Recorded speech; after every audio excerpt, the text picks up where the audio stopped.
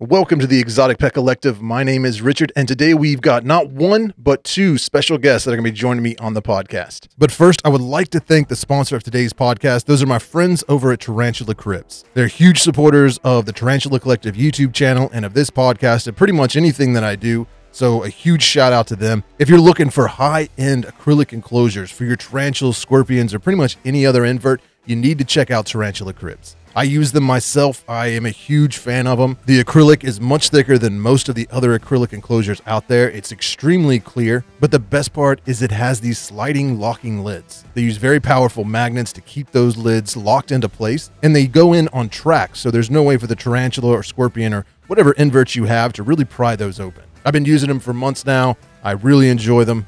They look amazing. They work really well. I've had no issues with them, so you should definitely check those out. And right now, if you go to tarantulacribs.com and use the code TCollective10 at checkout, you will get 10% off your entire order. Whether you're looking for some awesome display enclosures for your spiderlings or you're looking for a large enclosure for your adult tarantulas, they've got that and everything in between. So definitely check them out. They even have stuff for the enclosures like hides, water dishes, plants, just all kinds of decorations. They even have some skulls. So go to tarantulacribs.com, use that code TCollective10, save yourself 10%, and help support the community. So huge thanks to Tarantula Cribs for believing in this podcast and believing in the YouTube channel and doing so much to support this. It really means a lot to me. You guys are awesome. Now, today's guest is a couple, and they keep tarantulas, reptiles, amphibians, and they do some breeding, and I mean, you name it, they've got it. They have a YouTube channel with almost 3,000 subscribers, very successful channel called Alternative Inverts. And you probably also recognize them as hosts of the Tarantula Tubers Saturday Night Takeaway. So welcome to the show all the way from the United Kingdom, Kieran and Rachael from Alternative Inverts. Hello, guys. How are you all doing today? Hey. Hey, Richard. Thanks for having us, dude. Thanks for having us. Yeah, thanks for coming on. Welcome to the podcast. This is going to be fun. Yes, always. I'm glad you guys are willing to come on. Sometimes it's hard getting people to agree to come on the podcast because they're like, yeah, I do YouTube videos, but talking for an hour or two, I don't know about that. No, it's awesome. Thank you for having us. It's a pleasure to be here, isn't it? It is, yeah. Really cool. So how are you all surviving lockdown? You doing all right? I'll let you take that one, Richard. Yeah, not too bad, to be honest, really. It's some days are quite frustrating. It's like, gosh, I just want to, go out and do something like kind of normal almost. But I guess probably for us, it's the fact that we've got, the inverts and the upkeep of the animals and the live streams and the Tarantula Tuber Saturday Night Takeaway and everything like that kind of takes up a lot of time anyway, so we're not really having that many quiet days, are we? I guess. No, keep ourselves busy. It keeps us sane, I think. Yeah. So can you tell everybody a little bit about yourself in case, maybe somebody listening isn't quite familiar with you all? Okay, I'll go with that one. So I'm Kieran. I started Alternative Inverts. Has it been like 2 years? Nearly 3 years, maybe? You think so? 3 years, yeah. I think. I used to keep a lot of reptiles in the past, a lot of snakes and lizards. Rach actually got our first tarantula, and from there it just escalated, didn't it? And quickly. Escalated quite quickly. I think within the space of 6 months we had nearly 80 tarantulas, I think. Yeah. And then it just kept going more and more. My main job would normally be working as a tattoo artist, based again in the UK. And Rach is a sales manager, so it's very different jobs, but our hobby takes up a lot of our time. Yeah, it does. It's definitely a full-time job in itself, and with all the animals and the upkeep and everything. Yeah. So about how many reptiles do you guys have in your collection? Now we have 4. We only have 4 snakes now, and a bearded dragon. But before I used to keep a lot more snakes and a lot of different reptiles. So I used to keep a lot of like horned mountain dragons, iguanas, Chinese water dragons, chameleons, and things like that. But as my tarantula collection grew, my reptile collection started to decrease. I can understand. You had some dart frogs or something you were breeding as well, right? Yeah, so we've still got some dart frogs. They're just in the bioactive enclosure here. Very cool. They're the Dendrobates leucomelas, or the bumblebee dart frogs. Yeah. And when we picked them from the reptile shop near us, I just sort of looked at them and guessed at which were male and female. So we've had 2 males to 1 female, and they bred successfully just from making sure the conditions were correct. They did all the hard work. Yeah. When we noticed we had some eggs, we just pulled the eggs, and we managed to rear them on from eggs. And they're actually little froglets now, so it's pretty cool. Yeah, is it 2 or 3 of them? We've got 2 of them survived. It was the female's first breeding, so she only had a small batch of eggs, and not all of them made it, but we managed to get a couple of them through, didn't we? So yeah, which I think for first time, it was good. Yeah, good fun. Really good. Congratulations! Actually, last week, or I just recorded a podcast with Dan from Amphibicast. He was a amphibian podcaster, and we talked a lot about poison dart frogs, and I just how to keep them, and it was a very interesting conversation because I don't know very much about amphibians at all. So it was fascinating hearing about all the different species and condition. I don't know. You have to take a listen to it once it comes out. I mean, by the time this comes out, it will be out. But yeah, you should check it out. It was a cool conversation. He was a good guy. I mean, I don't know too much about the amphibians myself. It was sort of a we learned the basics on how to keep them. I wanted a full bioactive setup. Yeah. Was a lot of the bio dude to see sort of like how he keeps them set up, and different things that you can include in the bioactive setups. Sure. And we just sort of learned as we went then, didn't we? I think pretty much, yeah. But I mean, I suppose once you've kind of got into keeping exotic pets, so to speak, you're kind of always prepared for the time and effort that goes into the setup of the enclosures, and all the kind of husbandry care that you need to think about as well. So yeah, it's not just like getting a dog and putting a bowl of food down. It's like there's a lot more that goes into it. Research first, always. Yeah, always research first. Yeah, and some good advice. I mean, I wanted a poison dart frog since I was a kid, probably. Like I had salamanders and tree frogs and newts and stuff like that.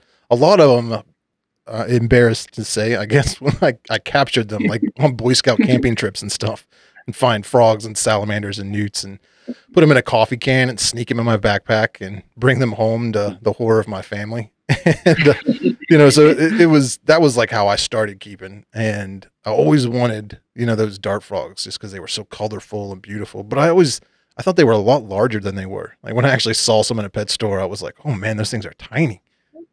They stay fairly small, yeah. But the colorations you can get on some of the different species, they're absolutely stunning, aren't they? Like some of the different types. There's just so many out there. Yeah.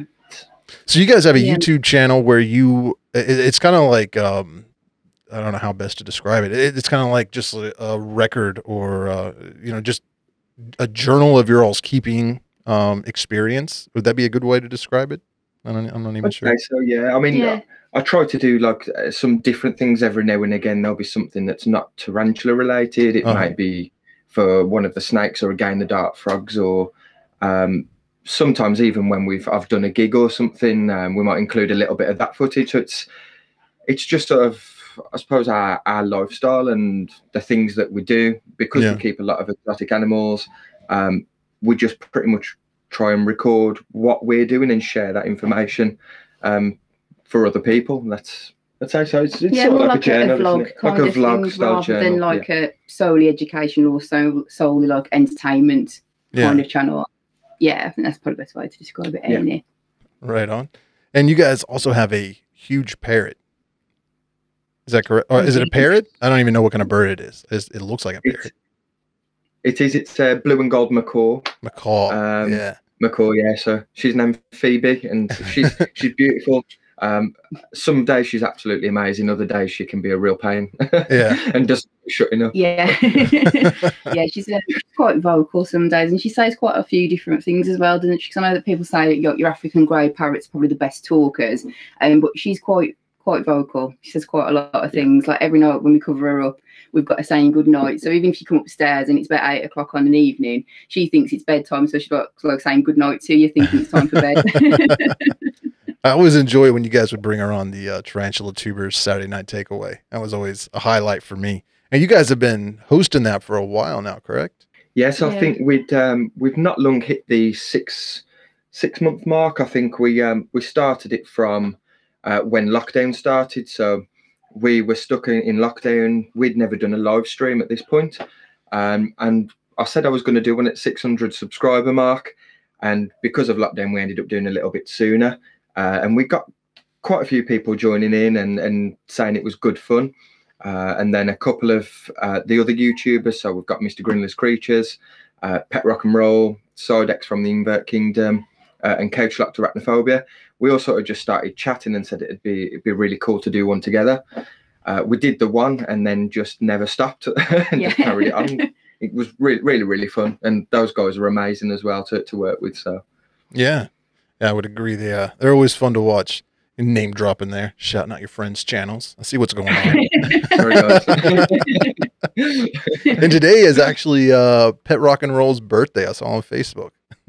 It is, yes, yeah. So happy belated birthday, Amy. Yes, happy birthday, Amy. Happy birthday, Amy.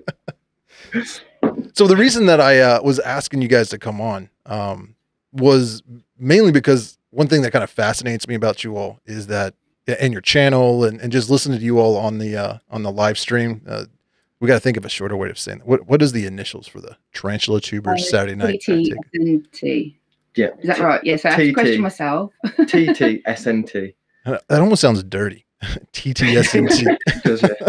We're getting demonetized for that. But one of the reasons you guys are you all married?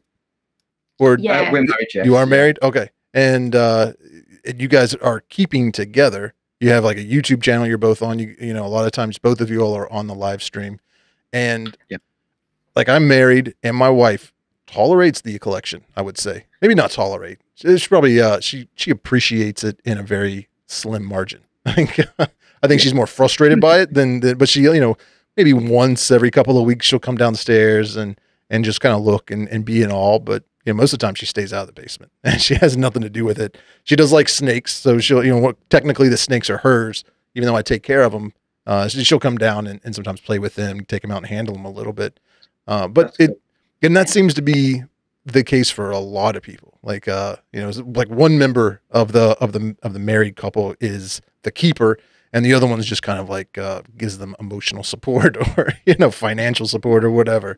But it's really cool that you guys are doing this together. So before you like started dating, you met each other, were each of you already into exotic pets, or like how did this all come to fruition? Do you want to go first with that one?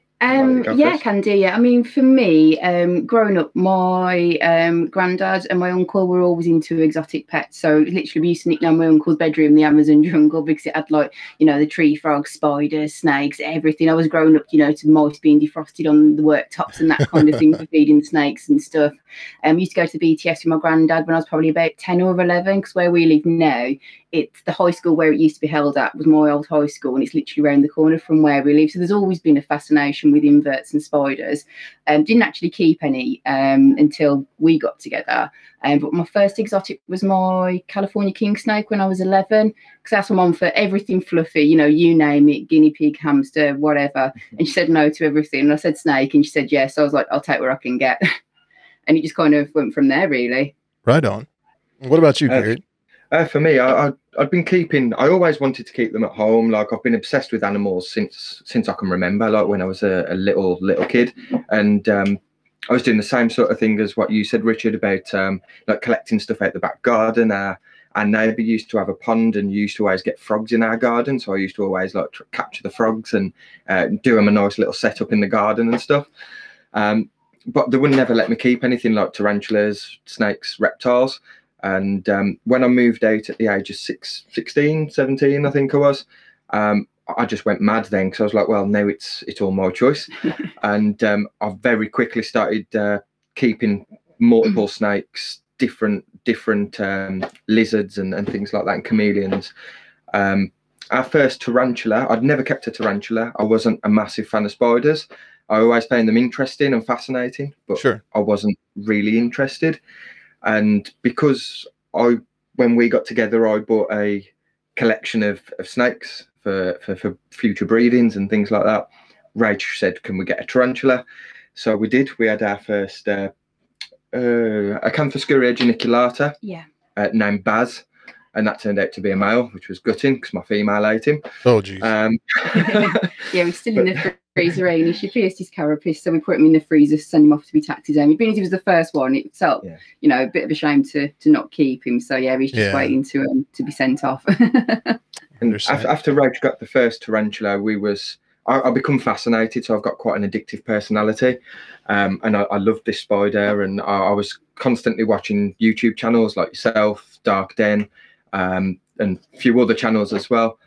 And it just got me hooked, and I had to read about different species. I had to know more. I had to know what other species are out there, you know, different looks and the way that they're kept and everything. I just got obsessed, didn't I? And I just kept buying them then. Yeah. I think 2 or 3 weeks later, I went and bought 3 spiders. So the first ones I purchased was a Heteroscoda maculata, an OBT, and a Monocentropus balfouri. I think were my first 3. Yes. Then I got like a GBB and stuff like that. Not long after. Yeah.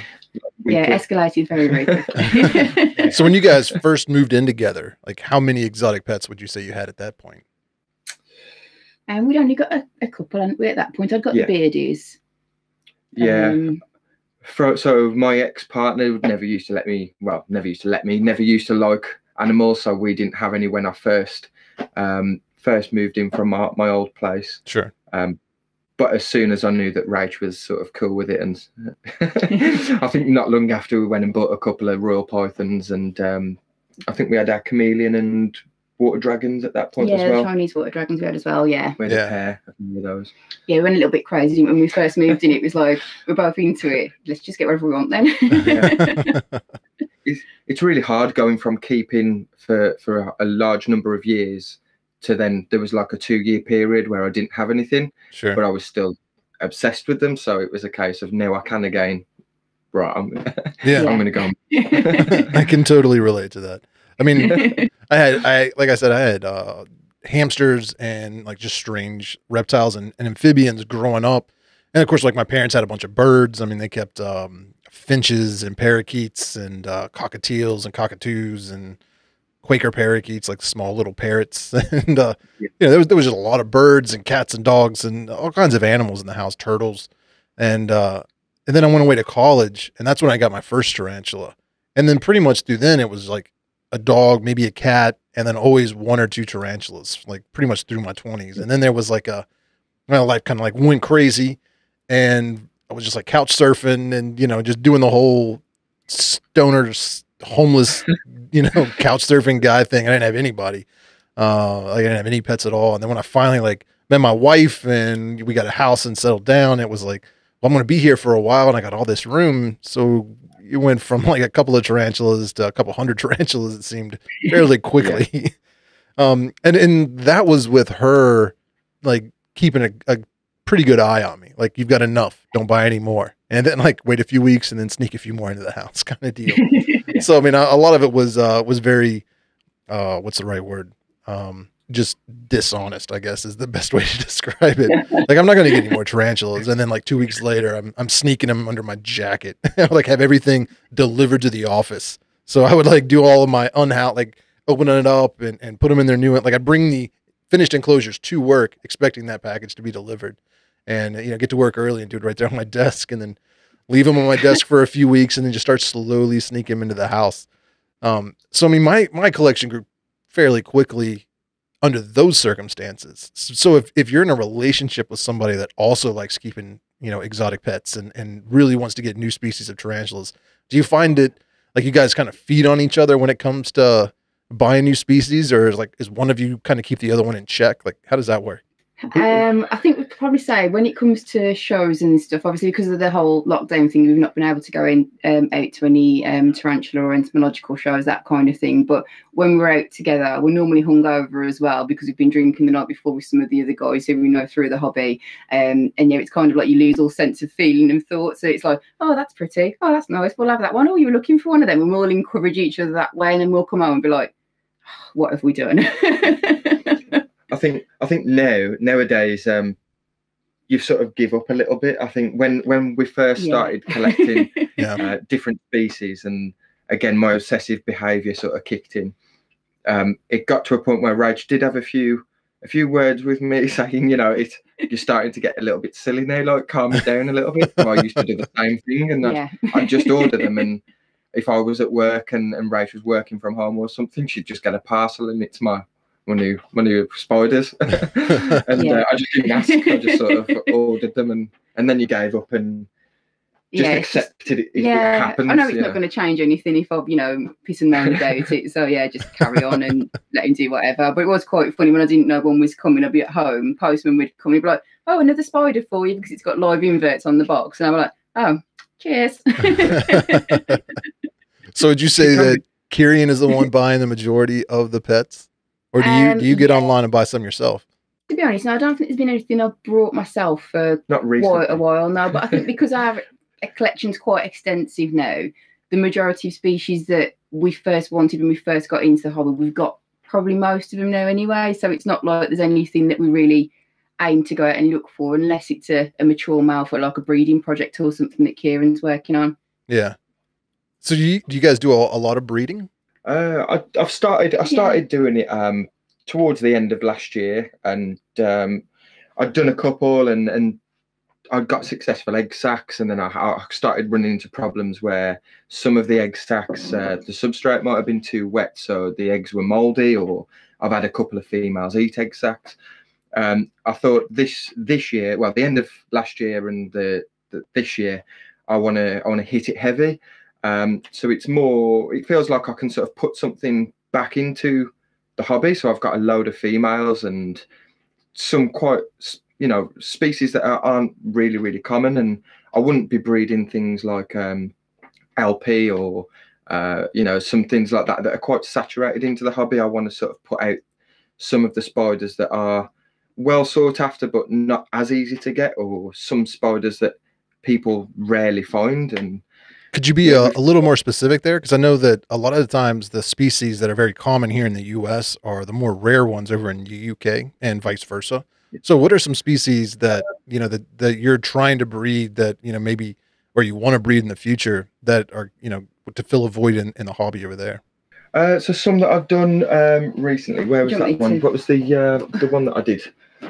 I did breeding. I've done a full breeding report. I can't remember the name now. Oh, was that the Haplocosmia himalayana? The Haplocosmia himalayana. So I managed to get an adult female, and for quite some time, you couldn't really find them over here in the UK, and there was quite scarce in the hobby. And there was an import, and a couple of different shops had them then. And I took a female on. I was interested in breeding, and there was nothing online. I was searching on arachnoboards. I was looking on the tarantula forums, everything. Couldn't find any breeding reports for this species, and I had a go at myself, and it was successful first time. Managed to get an egg sac after 4 weeks. So I'd kept all of my detail, and I've written a full breeding report now, which I've put on arachnoboards, and I've got pictures as well. And it's also been sent off to the BTS, the British Tarantula Society, and they're going to publish that in one of their journals that are upcoming as well. So nice things like that. It's putting information out there. That's one species we've got. That's a cool species too. I actually got a spiderling a few years ago. Ended up molting out male, which is didn't live too long after that. But that one's cool because they're almost like a black and, I want to say black and white, but it's more of like a grayish color. Yeah. But man, they're beautiful. Yeah. They are, and I mean with that as well. You know, not many people really had them at the time. There was a few shops that had some left, but not many. And I think through YouTube, I think I gave around 30 to 50. Just gave them out. You know, just you want one, just have one. You know, just to sort of try and help people, and if it's something that somebody's looking for, they can have a few. Yeah. You know, it's just for the fun. I think I did it for. I like doing it for the fun. It's like a challenge. So this species is hard to breed. Great, I'm going to have a go at that then. I gotcha. I want to be successful in it and try and help other people. So when I do videos for breeding, I try to include what I do to condition my females and my males. Some breeding reports are very scarce, and people don't like sharing that information because they don't want everybody breeding them. I want to just give out as much information and try and help the hobby as much as possible that I can. Sure. And on how I do it anyway. Might not be the best way for everybody, but it works for me. Very cool. Now I know, like, you can correct me if I'm wrong. Faunopelma species, are they pretty rare over in the UK? There's some that are fairly common, like the Calcodes, the Simani. You tend to see quite a lot of those about in the hobby. But to be honest, I don't really know what other. There's not too many. I mean, I think the one thing that we did have that was handy is being in Europe. If there's something that you can't really get over in the UK, you could always get them from like Poland or Germany and places like that, and get them shipped over. Whereas now we've left the EU. Yeah, it's proving very difficult, and some of the shops their stock seems to be not as broad, and it seems to be a little bit scarce on the websites, doesn't it, at the moment? Yeah, it is a little bit empty. I mean, like some of the species that you've got from outside of the UK that you've ordered in from like Poland and wherever, example, was it probably the most expensive spider you've ever brought? Wasn't it your Ho Chi Minh, was it? Yeah, it was Orthodoctonine Ho Chi Minh Gold. Sure. I think I spent like £400 or £450 on a female. Oh, wow. And a Birapes as well. I've got a Birapes female. My goal with this podcast is to wrap. Once we wrap, you guys are going to be in an argument. Yeah, I think that was one as well. I think it was, you hadn't told me how much it was, and we were on a live stream, and then it just kind of came tumbling out, and I was like, oh, so that's how much you paid for it then. He wasn't dishonest, he didn't lie to me, he just didn't tell me the whole truth, so I can kind of let him go with that. That's how I and I couldn't things. just have one spider either, so I had to add others into the basket as well, so it didn't travel alone, you know. So right. Yeah, make it worth the shipping, ain't it? That's funny. But yeah, we are pretty bad influences, aren't we, sometimes with different things. So I kind of want to dig in or dive a little bit deeper into what you guys were just talking about, but I also want to avoid getting into politics and that whole quagmire. But before Brexit, and remember, I'm from the U.S., so I'm not extremely familiar with your politics. But before Brexit, you guys were able to order from like pretty much all European countries, like you said, Poland, Germany. The Netherlands. So when you would, how did that work? I mean, were there like customs? Did you have to worry about like, it taking 5 or 6 days for the packages to arrive? Or, I mean, what was it like during that time? No, it's all pretty quick. Most of them used to come in around 2 days, sometimes 3 days. There was always really, really well packed. And one of it's a quite big company, Spiders World EU, that we used to order from. And I still get some mature males from there as well, just up until this all happened. Yeah. And if you spend a certain amount, you can pay, I think it was, you can pay a set amount and it gets brought over via a bus. So they'll actually drive over into the UK because they have so many orders from the UK, and then they just deliver them. It's like a dedicated transport rather than putting it on the courier, isn't it? So yeah, sometimes it turns up at like 6 o'clock in the morning while we're just going to bed. Getting up for work sometimes. Yeah, I'll get enough for work. That's pretty wild. So Spider World had like their own shipping department.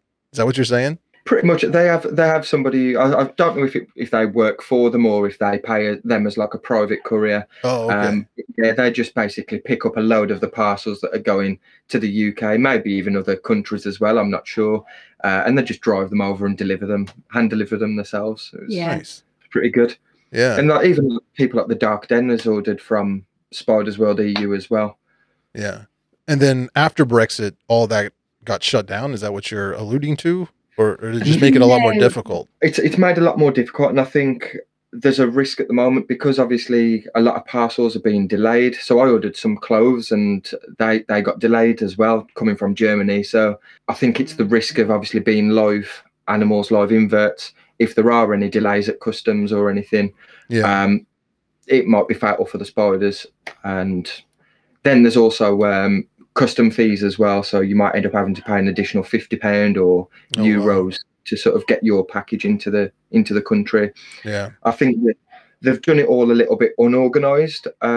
with the whole Brexit thing. So they've just sort of put it in place, not thinking about all of this stuff. So they're still trying to work out these kind of things, aren't they, and how it's going to work. Yeah, like, you know, who's responsible for which charges and commodity codes and all that. I have to deal with it at work. So, yeah, it's been challenging. But I suppose even the weather's come into it to a certain extent. I mean, we had snow up till like a couple of weeks ago. We had snow. We've had freezing temperatures and frost on the ground yesterday morning. So it's like the weather's still a little bit unpredictable as well. So it's not worth ordering anything. For one, like we said, if it does get hold up, plus the temperatures as well, just better to wait. And I suppose probably part of your breeding means that no matter how long this Brexit thing's going to be going on for, if there are difficulties getting tarantulas into the country, at least we've got kind of homegrown ones within the UK. To continue with supply, I guess, really. But it's not like you're doing it as a job as such, is it? It's just it's just fun. It's part of the hobby. It's just fun, yeah. Now, are there like brick and mortar pet stores there in the UK that carry tarantulas, or it's like a tarantula store, like actual like a business that just sells tarantulas and exotic pets? Not as in like a physical store as such, but I mean, there's a garden centre, as we'd call it, where you go. I've been going there again since I was younger, and that's where we got our first from the geniculata. They've got quite a few. There's a reptile shop not too far from us as well that sells, loads of different tarantulas and frogs and that kind of thing as well. So you do tend to find that they're not infrequent as such, but it's not a specialist like dedicated tarantulas. Yeah, and that's spiders from the same places we buy them as well. So obviously they have to make some sort of profit. So you will pay going to these like smaller shops, pet shops. Yeah, you will pay more than what you would pay if you ordered it straight from a breeder or a supplier yourself. Yeah, it's a good point. There's a few pet stops, not near me, but like an hour away or so, that are mainly exotic pet stores that carry some tarantulas, but they're so expensive. It's like, I can't justify buying that when I can get it online for so much cheaper. But but I understand they got to make money too. And I feel like tarantulas are not a high volume kind of product. Like they're not moving a whole lot of those all the time. So, they got to factor in all of the care and everything that, I mean, they're going to have that on their shelf for weeks or months or, who knows how long. So it does seem to get a little more expensive. But then there are other shops I hear people talking about in larger cities, across the country, that they can find really good deals on tarantulas and stuff. And so, I mean, I get a little jealous of that.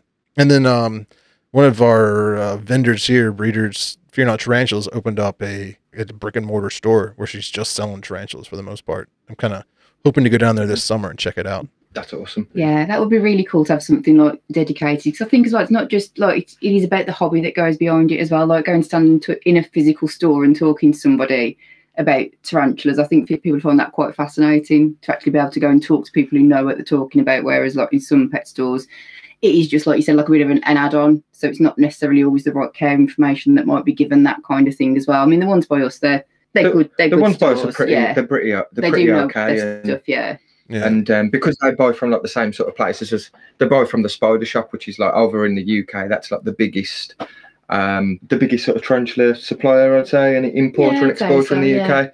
Yeah. So they buy a lot of theirs from the Spider Shop, so they know what they're getting, and it is always correct. I mean, we've been to a few places and we've seen spiders that are advertised, and I've had to sort of tell the bloke in the shop, I'm like, that's not that spider. Yeah. So yeah, but sometimes you have to convince them. They don't want to accept that they've got it labelled up wrong, but you have to. Right.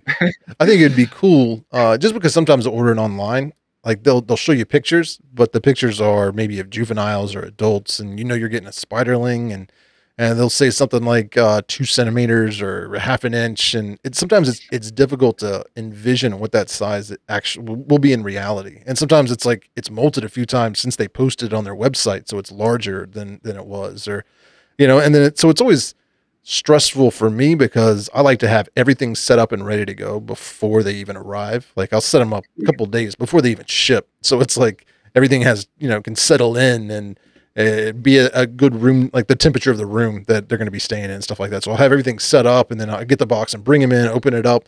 And then maybe the spiderling is twice as large as I anticipated, and now it's not going to fit in that enclosure. So I got to go make another enclosure real quick.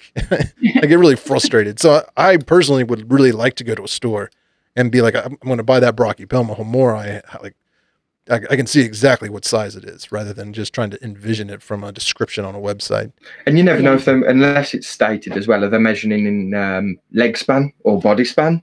Yeah, so you always get that. Sometimes you'll just say 2 to 3 centimeters or like an inch or whatever. And it's, well, is that leg span? Is it going to be really, really tiny? Is it? Yeah.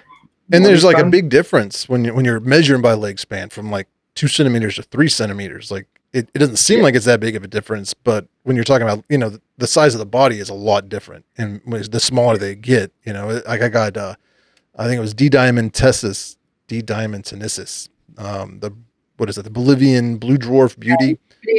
Blue dwarf beauty. I'm not really good with common names. I think it's the blue dwarf beauty. I think. Yeah, because Celadon is the blue jewel, isn't it? Brazilian jewel. Brazilian jewel, yes, yeah. I think it was Alex from Tarantula Haven had a sack and sent me some, and I have a large adult female that I got as a tiny spiderling, and when I got that one years and years ago, and when I opened up that little vial, there was a warning on it that said this is a very small and very fast tarantula. So I was like already kind of psyched out a little bit because I was like, this thing is going to bolt on me. And I opened it up and it was one of the smallest slings I probably ever had, and I think it was advertised like 1/4 of an inch or something like that, maybe 1/8 of an inch. So it was tiny. And it was the enclosure I was going to use. I was like, it could walk, like just stroll right through that ventilation hole. There's no way it's going to stay in here. So I got to make a new enclosure real quick. Just have a dram vial. So I was like anticipating that size when Alex sent me those. So I made these like little tiny dram vial enclosures, and then I opened them up and I'm like, damn it, these are like 3 times that size. So, but I couldn't complain. Alex sent them to me for free, so I'm not going to. How dare you send me larger tarantulas than I anticipated? How dare you, Alex, if you're watching. Yeah, Alex. He is a good dude. I really enjoy him. You guys have had him on the Tarantula Tuber Saturday Night Takeaway at least once. I guess he's been on there multiple times, but as a guest host.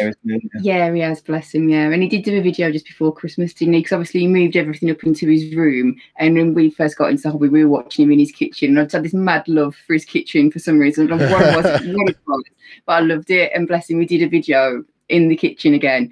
But then he was like, afterwards, he's like, you made me take all that stuff downstairs. Oh, sorry, Alex. Yeah. There was something about those drapes. I'm sure they were his wife's, but they were like the little apples on them or something like that behind him. For some reason, that just drove me crazy because he'd have like his cool Cure shirt or Rage Against the Machine t-shirt on, and his cool facial hair, talking about tarantulas, and then this like very kind of homey school teacher curtain behind him. I'm like, this is weird, dude.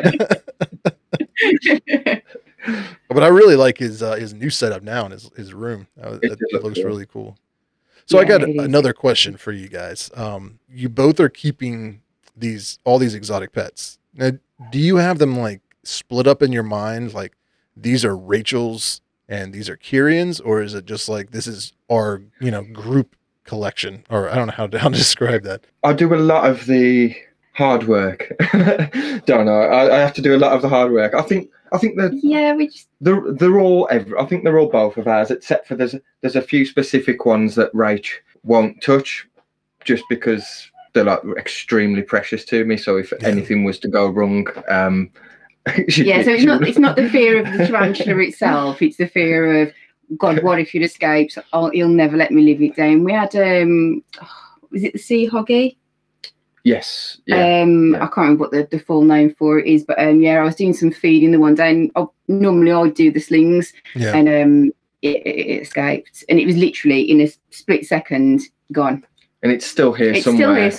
All the other ones that have ever gone missing have always turned up, but that one never did. I was gutted because they're quite hard to. It's not something that you'd find on every website or you'd find all the time. Yeah. Luckily, we managed to find another one. Yeah, I did find one and did a sneaky buy for you, didn't I? And it was bigger, so I was happy. Yeah. I did replace it. I wasn't the worst wife in the world. I did replace it. Yeah. That's kind of what I've been wondering is, do you guys split the responsibility? Like, it's you water this week, I'll water next week, or feed, you know, how do you guys like split up the responsibilities of like rehousing and feeding and, you know, all the chores that come along with, you know, keeping exotic pets? So the rehousing, if it's a lot of like your Asian old worlds, which to be fair, 90% of our collection are all old world Asian arboreals or fossorials. The ones that have got a little bit more attitude, I tend to just do myself, not because you're not scared of any of them, and she would be quite capable of doing it. It's just I like the fun of doing it, I think. So I sort of take charge with that, don't I? Then you've got like your versicolor, you tend to take care of like some of those, and your avics. Yeah, some more are probably like the new worlds, and like with the slings and stuff as well. Like it's quite tedious feeding slings, I'm sure you probably know, but like I end up feeding the slings. Apart from again, some you had was it the Cerio? The Valhallas. Yeah, so they've not been in the hobby long, and I managed to get two Sauropogopas Valhalla from the first ever captive bred egg sac ever. Beautiful. And again, they were quite expensive slings, and Rach won't feed those, but she feeds all of the other slings. We've got probably about 40 or 50 slings, maybe more. Yeah. So Rach does all of those, and I do everything else. Yeah, I've just got the fear of literally if I take the lid off one of the days and it bolts out and disappears, I'll be in the bad books. So I'm like, no, you can sort them, because then if it does escape, it's on your head, not mine. There you go. She's putting all the blame on you. Yeah. Although since I haven't been working because of the studio being closed at the moment, sure. So at the moment I'm not working, which gives me a lot more time for like my breeding and stuff like that. And Rach is working from home, so I have been feeding the slings for like the last couple of times that we've done the feeding. I actually had an escapee myself. It run up my arm and just run off. Oh, it wow. was the Sauropogopas, the Sumatran tiger. Yeah. And I couldn't find it for the life of me. I had everything everywhere. I couldn't find it. And Rach come in to turn all of the lights and the heating on and everything the day after. And she managed to find it and catch it for me, thankfully. So she saved the day. It was literally, I just came in and like turned the plug on the floor, and literally it was where like the carpet joins the wall. Yeah. I just saw, what is that? And I was like, there it is. And it was literally like a couple of centimetres, tiny little thing. Yeah. And I was, what if I try and catch it now and it just bolts on me? I was like, I won't say anything, because then I've not technically lost it because it was already lost. But yeah, I managed to get it in a catch up and then get it back in its little arboreal vial enclosure type thing. So yeah, that was a good one to say. But we've had a few. It's always the ones that are quite rare, the ones that I'm really, really precious about. I think sometimes I try to be a bit too careful with them, and because I'm being too careful with them, I'm a little bit slower or something, and they tend to then bolt. I'll never have like an LP bolt or something, because I just like, it's it'll be fine. It's always my precious ones that I love and I really, really, really don't want to lose. We did have the auratum escape though, the Brachypalma auratum, the flame knee. You're making us sound bad now. Sorry, yeah. That was in an enclosure. I don't know if we've got one behind us, but it's got sliding doors on it. And we didn't even realise until you was on a stream the one day that it had slid open the door, escaped, and it was just trotting across like your desk, weren't it, while you were on the live stream? Yeah. Oh wow. We didn't even know it was out. It surprised me. I was just like, whoa. Yes, that was got sellotape on its enclosure now to keep the door shut, because it got out again after that, didn't it, I think? Yeah. We're not bad keepers, but it just shit happens, doesn't it, I guess? Yeah. It's really life struggles. These things happen. We're not really bad at keeping our animals. But. No, I mean, especially when you have so many of them. Just the probability of an enclosure not getting closed all the way or something like that is a lot higher than, if you just had a couple of them. My experience is the exact opposite. Like, I've had some escapes, but it's always like the most common ones, like Canthoscuria geniculata. It escaped on me once. A rose-hair tarantula. There was another one. I can't even remember right now, but it's always those that it's like, do I even really want to look for it? Like I could replace it for $20, and I'll just have a house tarantula. We'll just have a free range tarantula living down here. But I also have cats, so I know that it would not stay, alive for very long. They'll hunt it down. So I usually do look for them. Don't always find them. Like my rose hair, it was actually in an enclosure, and we got a new kitten, and I guess it was checking out the tarantulas and accidentally knocked it down. And like, I've got cameras down here, so it wasn't even like trying to do it. It was, I think it had just jumped up onto the shelf, and when it jumped down, it kicked it and knocked it off, and then he took off running. So I could see the enclosure fall to the ground, and I could see the tarantula kind of crawl out and go into the shelves. But then from there, it's like, I don't know, he went under my desk, and it like went all along the wall and went to the other side of the basement. And I'm like, the other side of the basement is where we put all the stuff we don't want anybody else to see. You know what I mean? Like, it's kind of our we call it storage, but it's more like our junk room or something. You know, there's a lot of stuff in there that probably should just get rid of, and Christmas decorations and furniture. And I was like, there is no way I'm going to be able to find this in there. Like, it is in there hardcore. And then like 2 days later, I was feeding the cats or doing laundry or something like that, and it just walks right in front of me. And I'm like, oh, well, hey there, get you back in an enclosure. It was a mature male too. So I was like, you know, he's probably not going to live very long anyways. Yeah, but it always sucks when you lose them. More chance of finding it because they're always out and about looking for a female. So yeah, it was on the prowl. Yeah. The other one, the Acanthoscuria, it was one of those exoteric, like 2-door 12x12 enclosures, and I had shut it. I just didn't latch it locked. You know, that happens a lot when I'm like filming or taking pictures or something like that. I'll have my hands full, and I'll shut it so it doesn't escape, and then I'll go set the camera down and move the light or something like that, and then I'll forget to go back and actually latch it shut. And it had probably been like that for a couple of days. And then I guess it was just wandering around and pushed on that glass, and it opened up and just crawled right out. And I swore, like, I'm never going to make that mistake again. And then like 3 days later, I did it with the same enclosure, like pretty much right next to that enclosure, but there was an OBT. And I was like, and I noticed that I went like the next day to fill up its water dish. I was like, oh no, I never latched this shut. But luckily that one, it doesn't really leave its burrow unless I'm trying to feed it. So it didn't go out exploring and escape. So what's the most, I mean, it could be tarantula, reptile, or whatever. What's the scariest escape you've ever had? Like, did you ever like have somebody get out that you were like, oh no, this is either going to be financially or physically painful? Well, I say it's a funny story. It's not really a funny story, is it? But when we went on holiday to Mauritius, wasn't it? Yeah, It was like our official honeymoon. So we went to Mauritius, and my brother was looking after the house for us, and just, you know, like topping up the animals' water and, you know, doing some feeding. But he absolutely hates snakes, and he's like, the one thing I will not do is do anything with snakes. I was like, that'll be fine. Just leave him alone for a week, because you'd split it between my brother and your mum, wasn't it? Yeah. So he's like, yeah, just leave it for a week. And he came in, it was literally the first day that we were away. And we used to do like spider enclosures across the TV stand next to the boa constrictor's enclosure, is Viv. And my brother came in, he said that he could see there was like, you know, some of the little sling pots had been knocked and stuff. And he thought we'd left a window open, the curtain had blown these enclosures over. Oh, and then he says he opened the curtain to see if the window was actually open, and there's like, you know, 6-foot boa constrictor just sitting there looking at him. Oh, jeez. He's like, oh my God, what did you do? He's like, I just dropped the curtain, walked out and shut the door. Wow. He had to back up and get like one of our other friends around who's, because our boa constrictor, like out of all of our snakes, our boa constrictor is an absolute nightmare. It's got anger issues. It has definitely got anger issues. And even he's not comfortable. Like the friend that we had to call in for backup for Raj's brother, even he's not really confident with the boa. But luckily, he came and saved the day for him, didn't he? Yeah, we'd got a spare enclosure, and we're spare Vivian, the spare bedroom. So like our friend put it in the spare room enclosure, and then we were literally my acoustic guitar and propped it underneath the door handle. He was like, he's not going out of there, no way.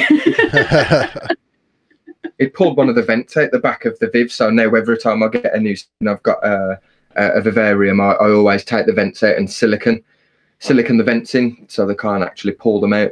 Yeah, because that was it wasn't good. A good phone call to have when like you're the other side of the world and you can't do nothing about it, you know. Yeah. And it knocked one of my Saba Blue. I had a Saba Blue at the time as well, and it knocked that enclosure off and killed the Saba Blue, and that was gutted because they hadn't been out long and stuff either. No, it was quite at a pricey sling, wasn't it? That one, I think. So, oh, jeez. Yeah, bit of bad luck with it as well. Yeah. I understand. I'll say it's another funny story about an escape here. I don't know if. Yeah, I know which one you're on about straight away. Yeah, we went. Let's hear it. It wasn't everyone as such for us. We thought it was quite we had a Hattie, and you'd made a CD enclosure, and you've like what Dark Den had done, and I don't know if it was like the glue just hadn't set properly, or it hadn't gone all the way through like the hole where it clicked all together and stuff. But the next day, like we came downstairs, and it was like, oh, that hole's big enough for a spider to get out of. It was only like a tiny sling bait, like that big. It was about an inch and about an inch and a half, 2 inches, a couple of inches. Well, yeah. It wasn't in the enclosure anyway. So about 3 weeks, we turned the house upside down looking for it, and I was like, you know what, we can't search anymore. It'll just turn up when it turns up. And we were going down to Brighton or Bristol for a tarantula show. We got my brother and his girlfriend in the back of the car driving down the motorway as you do, 70 miles an hour. And all of a sudden, she's screaming from the back of the car. I was like, what's going on? What's going on? And she's like, it's the Hattie, it's on me. And I thought she was just being a bit dramatic, and it was just a normal spider. It wasn't. She literally flung it off herself onto my brother's leg, and we had to pull over onto like the hard shoulder of the motorway and catch it in a Costa coffee cup. Yeah. How did it get in your car? Coffee. How does that happen?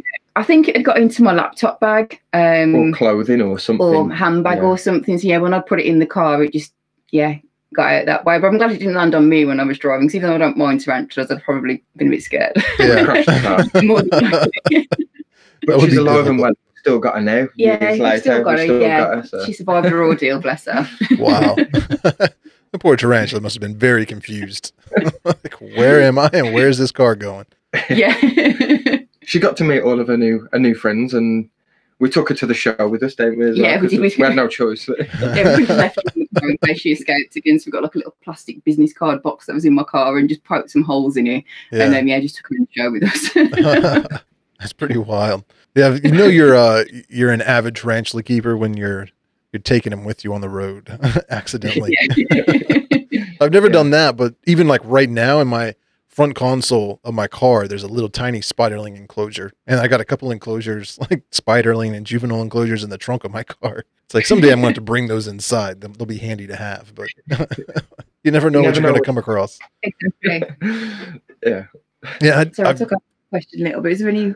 No, I think they were the two stories I'd probably use. To be honest, they're pretty good ones. Yeah, I've never had a tarantula in my car, but man, when I was like, I was probably a freshman in college. So this is like in 2000. I bought a Volkswagen Golf. And it was like a 1982 Volkswagen Golf off this like guy that was in my dorm. I think I paid $500, and I paid that on an installment plan. So it'd be like $100 every 2 weeks or something like that. Like I was broke. And it was a stick, and I'd never learned to drive a stick before. So the guy is like, I'll give you lessons. We go down to the parking lot. This is like during Christmas break or something. So there's like nobody there. It was one of those suitcase kind of schools where everybody leaves on the weekends. And he's teaching me how to drive a stick. And I get in the front seat, and he's like, you got to have this box to prop up the back of the seat, because like the reclining mechanism was broken. So it was just all the time laying completely back. So he had like this little 2-door. So I'd shove this like Apple box behind the seat to kind of keep it propped up. And there was other issues with the car and stuff like that. He didn't really, I mean, it was a $500 car. So he's just like, if you want it, you can have it. And I bought the car, and, maybe like 6 months later or something, this thing still driving. And I had left work. I was working at the mall at Hot Topic, and we started like dating this girl there. So we were like, well, we'll go to TGI Fridays, get a few drinks after work. It's like, I'll give you a ride. She gets in my car, and we're pulling out of the mall parking lot, and a mouse runs across my foot. And I'm like, why is there a mouse in my car? And she sees it, loses her mind. Like, she's screaming. And then I see it like run underneath her seat, go into the back. And there was a hole in the floorboard that just like rusted through, and it just jumps right out of the car. And I was like, oh my God, I've got mice in my car. And so like I the next day I tear it apart, and I'm like, trying to clean it up and find some way to like patch that hole so I don't have mice live in my car. And I pull out one of the seats, and there were roaches in there. And I'm like, yeah, we're going to just burn this car. Like, what kind of car has roaches and mice living in it? That's when you know you're doing it properly, though. That's a proper, like a proper college or uni story, isn't it? That's yeah, definitely. That's when you know you're doing it right. Yeah. It was funny. It finally broke down. Like there was 2 fuel pumps for some reason, and like one in the front, one in the back. It was weird. It broke. One of them had broken down, and I had to get it repaired. And they got up and working. I started to drive off the garage's parking lot, and then the car died again. And he was like, "Oh, I guess you know, where the front one was broken, the back one was working so hard, and now we got to replace that one. So it'll be another few more days. And then somebody, while it was there, busted in the windshield and took the stereo out, because the stereo is probably worth more than the car itself. And the insurance company just totaled it. Like, yeah, it'll cost more to replace the window and the radio than the car's worth. I was like, that sucks. Oh, crazy. Was that your first car as well? Everyone's always got a lot of love for their first car, ain't they? Yep. Yeah, that was my first one. So you guys mentioned going to the BTS show, and that's something that I'm always kind of jealous of when I'm talking to you guys in the UK, because that seems like there are multiple places in the country. If is that correct? Like there's a north and a south or something like that. They do like multiple different shows. So you have like there's another company that do some as well, like the Invert. They're called the Invert shows, and they'll do quite a few around the UK. And then you get a few entomological shows as well.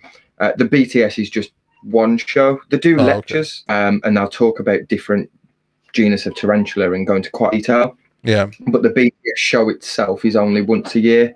But all of the others are just as good. The BTS is the biggest, but the others are really good as well, aren't they? And we tend to try and go to all of them, and as many as we can. So at these shows, are they mainly just tarantulas and inverts, or do they also have reptiles and other exotic pets? They do like a reptile equivalent, don't they, of the invert shows, which again, it's kind of like, you know, your north and your south and whatever, and I think there's about 3 or 4 of those every year. Donington does Doncaster.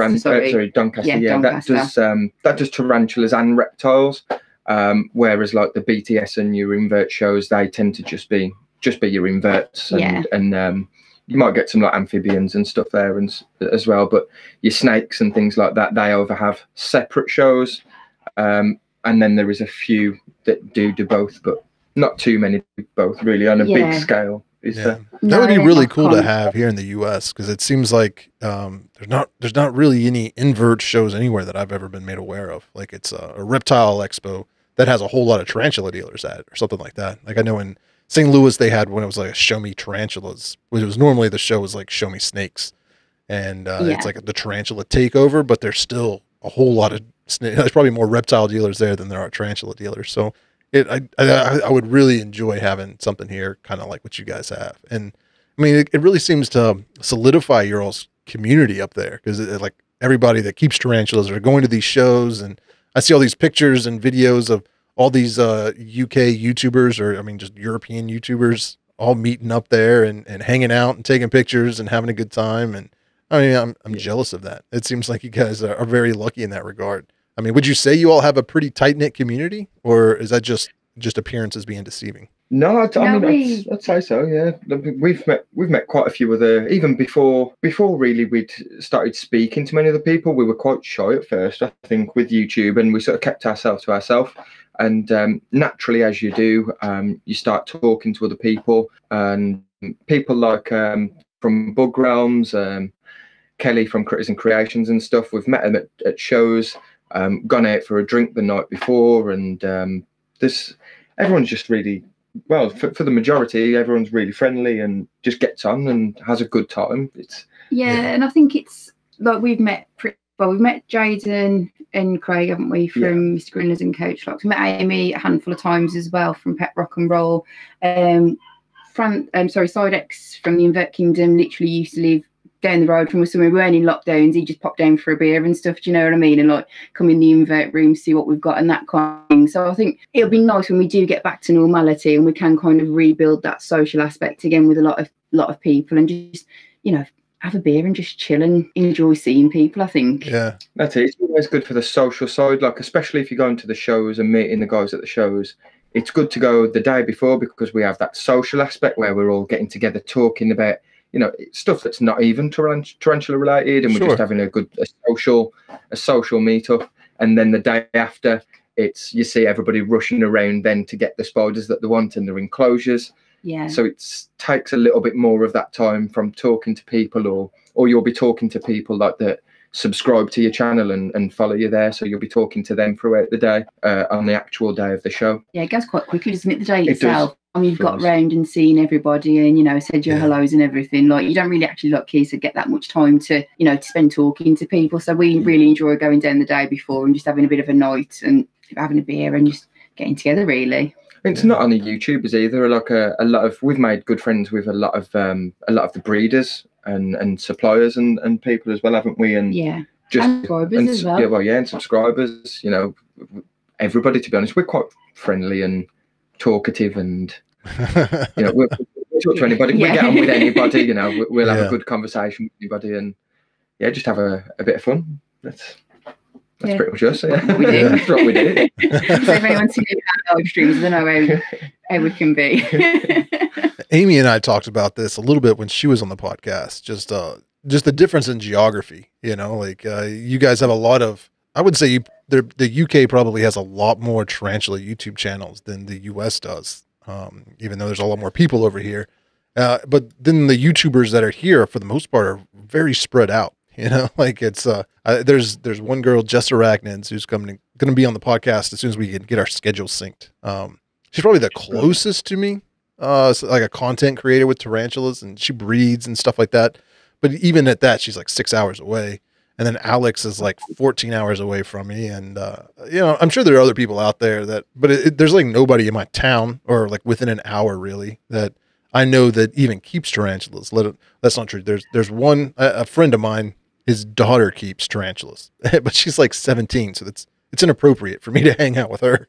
You know, so it's like, we don't do that. I did give her some tarantulas once. Like I don't even remember what the situation was. I won a raffle or something like that and got like 4 or 5 Post-Letharia Metallicas, and somebody sent me a couple of Caribbean versicolors, and I just had a bunch of, I don't want to say duplicates, but I had like multiple of the same species. And I was like, I don't need these. I'm not planning on breeding them or anything like that. And, you know, she was fascinated with exotic pets. So I was like, hey, is it cool if I give your daughter a couple of these? So, you know, I was able to do that, but and talk to her about him. But yeah, there was one guy, I had ordered something from one of the, you know, dealers here in the US, and they sent me an email and said someone that lives like in the same town as you also ordered some tarantulas, but they're really nervous about how to unbox them and set up their enclosures. And since you guys order them at the same time, to say like, I'll split shipping, like you only have to pay half a shipping. He'll only have to pay half a shipping. I'll ship them to you, and then you can show him how to set everything up. And I was like, yeah, that sounds like a good deal. And I got to meet the guy, and I was like, yeah, we're going to be friends. He had a big beard. I had a big beard. I got him all set up, talked to him like maybe 2 more times, and then I haven't spoken to him since. And I can't even remember his name.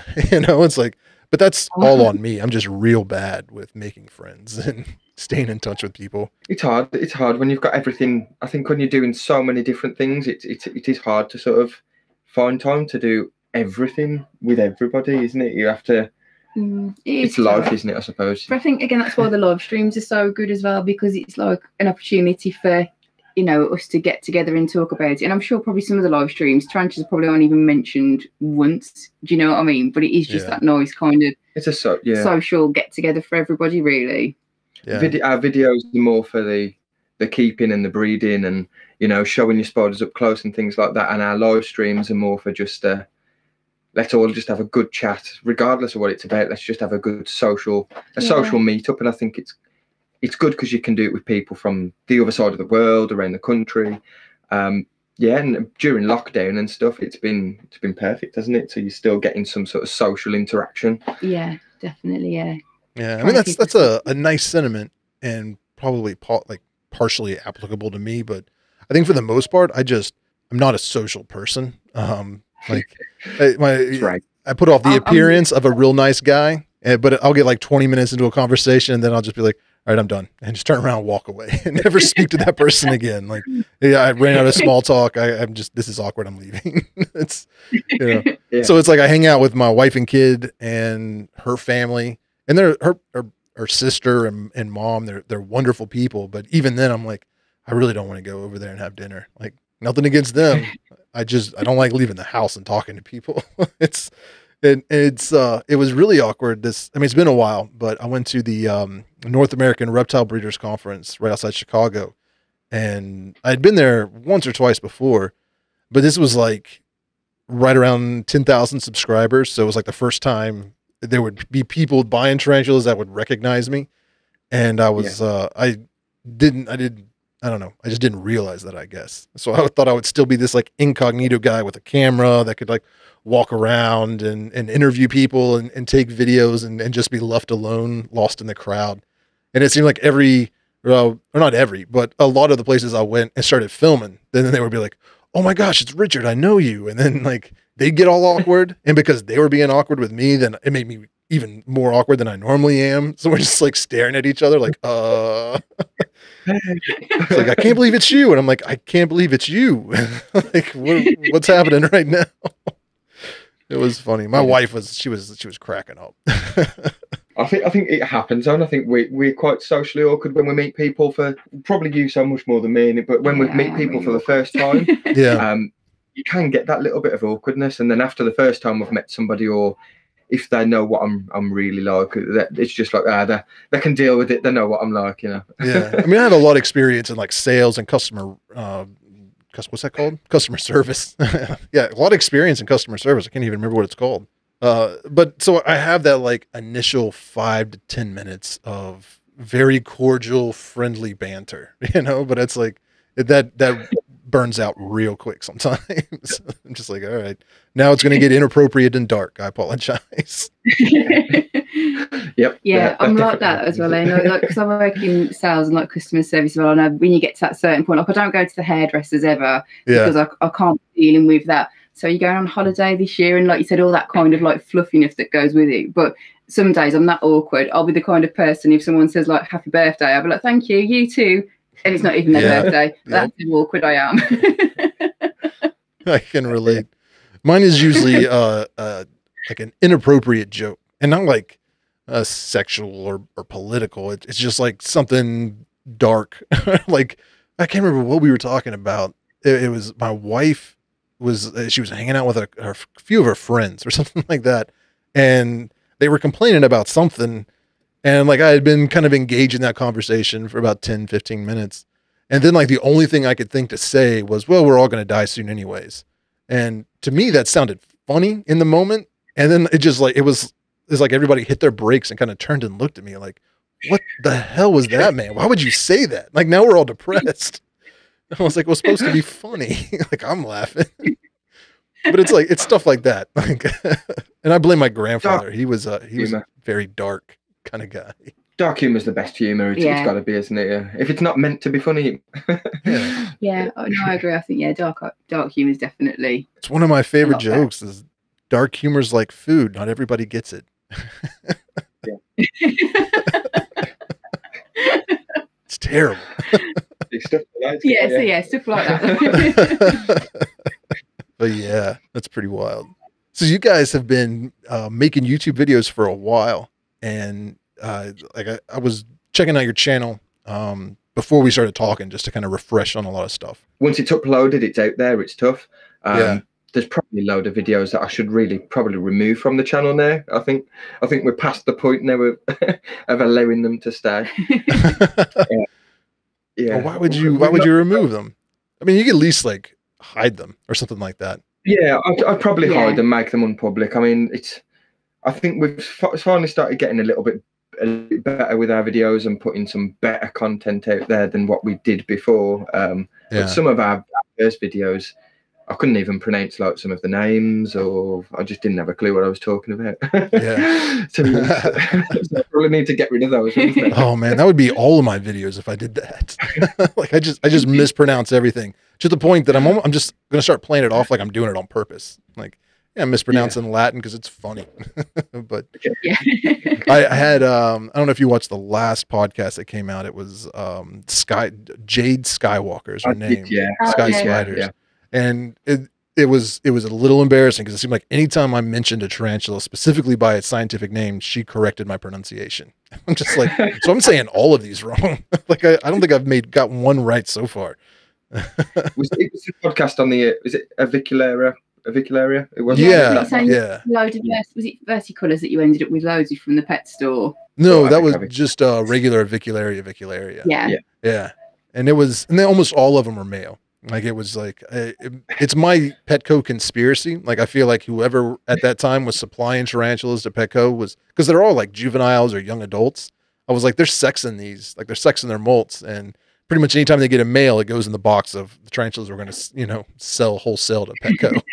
Because I mean, it was just male after male after male after male, and it was like I was giving them away. I gave one to my stepdaughter when she got her new apartment. I was like, "You need your housewarming gift is a new tarantula," and I can't remember who. Pretty much anytime someone expressed any interest in a tarantula, I was like, "Here, have a pink toe, enclosure and everything. It's all yours. Get these out of my house." And that was. I mean, I don't know if you guys have that problem over there with your big box pet stores, but it seems like a lot of people kind of fall into that trap of rescuing tarantulas from pet stores until they realize that the more they buy, the more they stock. So it's like this endless cycle of buying male tarantulas. But they were also like stupid cheap. I mean, they were like, you know, young adult tarantulas for like $19.99 or something. You know, it's like, even if it is a male, it'll still be fun to have for a while. Yeah, well, yeah, that's it. And I think over here we've got quite a good community with swapping and trading males or selling males or doing breeding loans. If I seem to get, whenever I'm looking for a mature male, I seem to get it quite quickly. Yeah, to be fair, unless it's quite, you know, like super rare species, then you might struggle a little bit more. But in the most part, we tend to manage to get them from people, and once you're done with it, you'll pass it on to somebody else. Yeah. Just sort of helps each other out, I suppose. Yeah, definitely. We've got quite a lot over here. I think it's because we're such a small island. It's a lot easier, you know. Yeah, that makes sense. I'd actually had someone interested in a couple of my males. I've had like 5 or 6 tarantulas molt out male recently. One of them was my T. vagans, a Mexican red rum tarantula.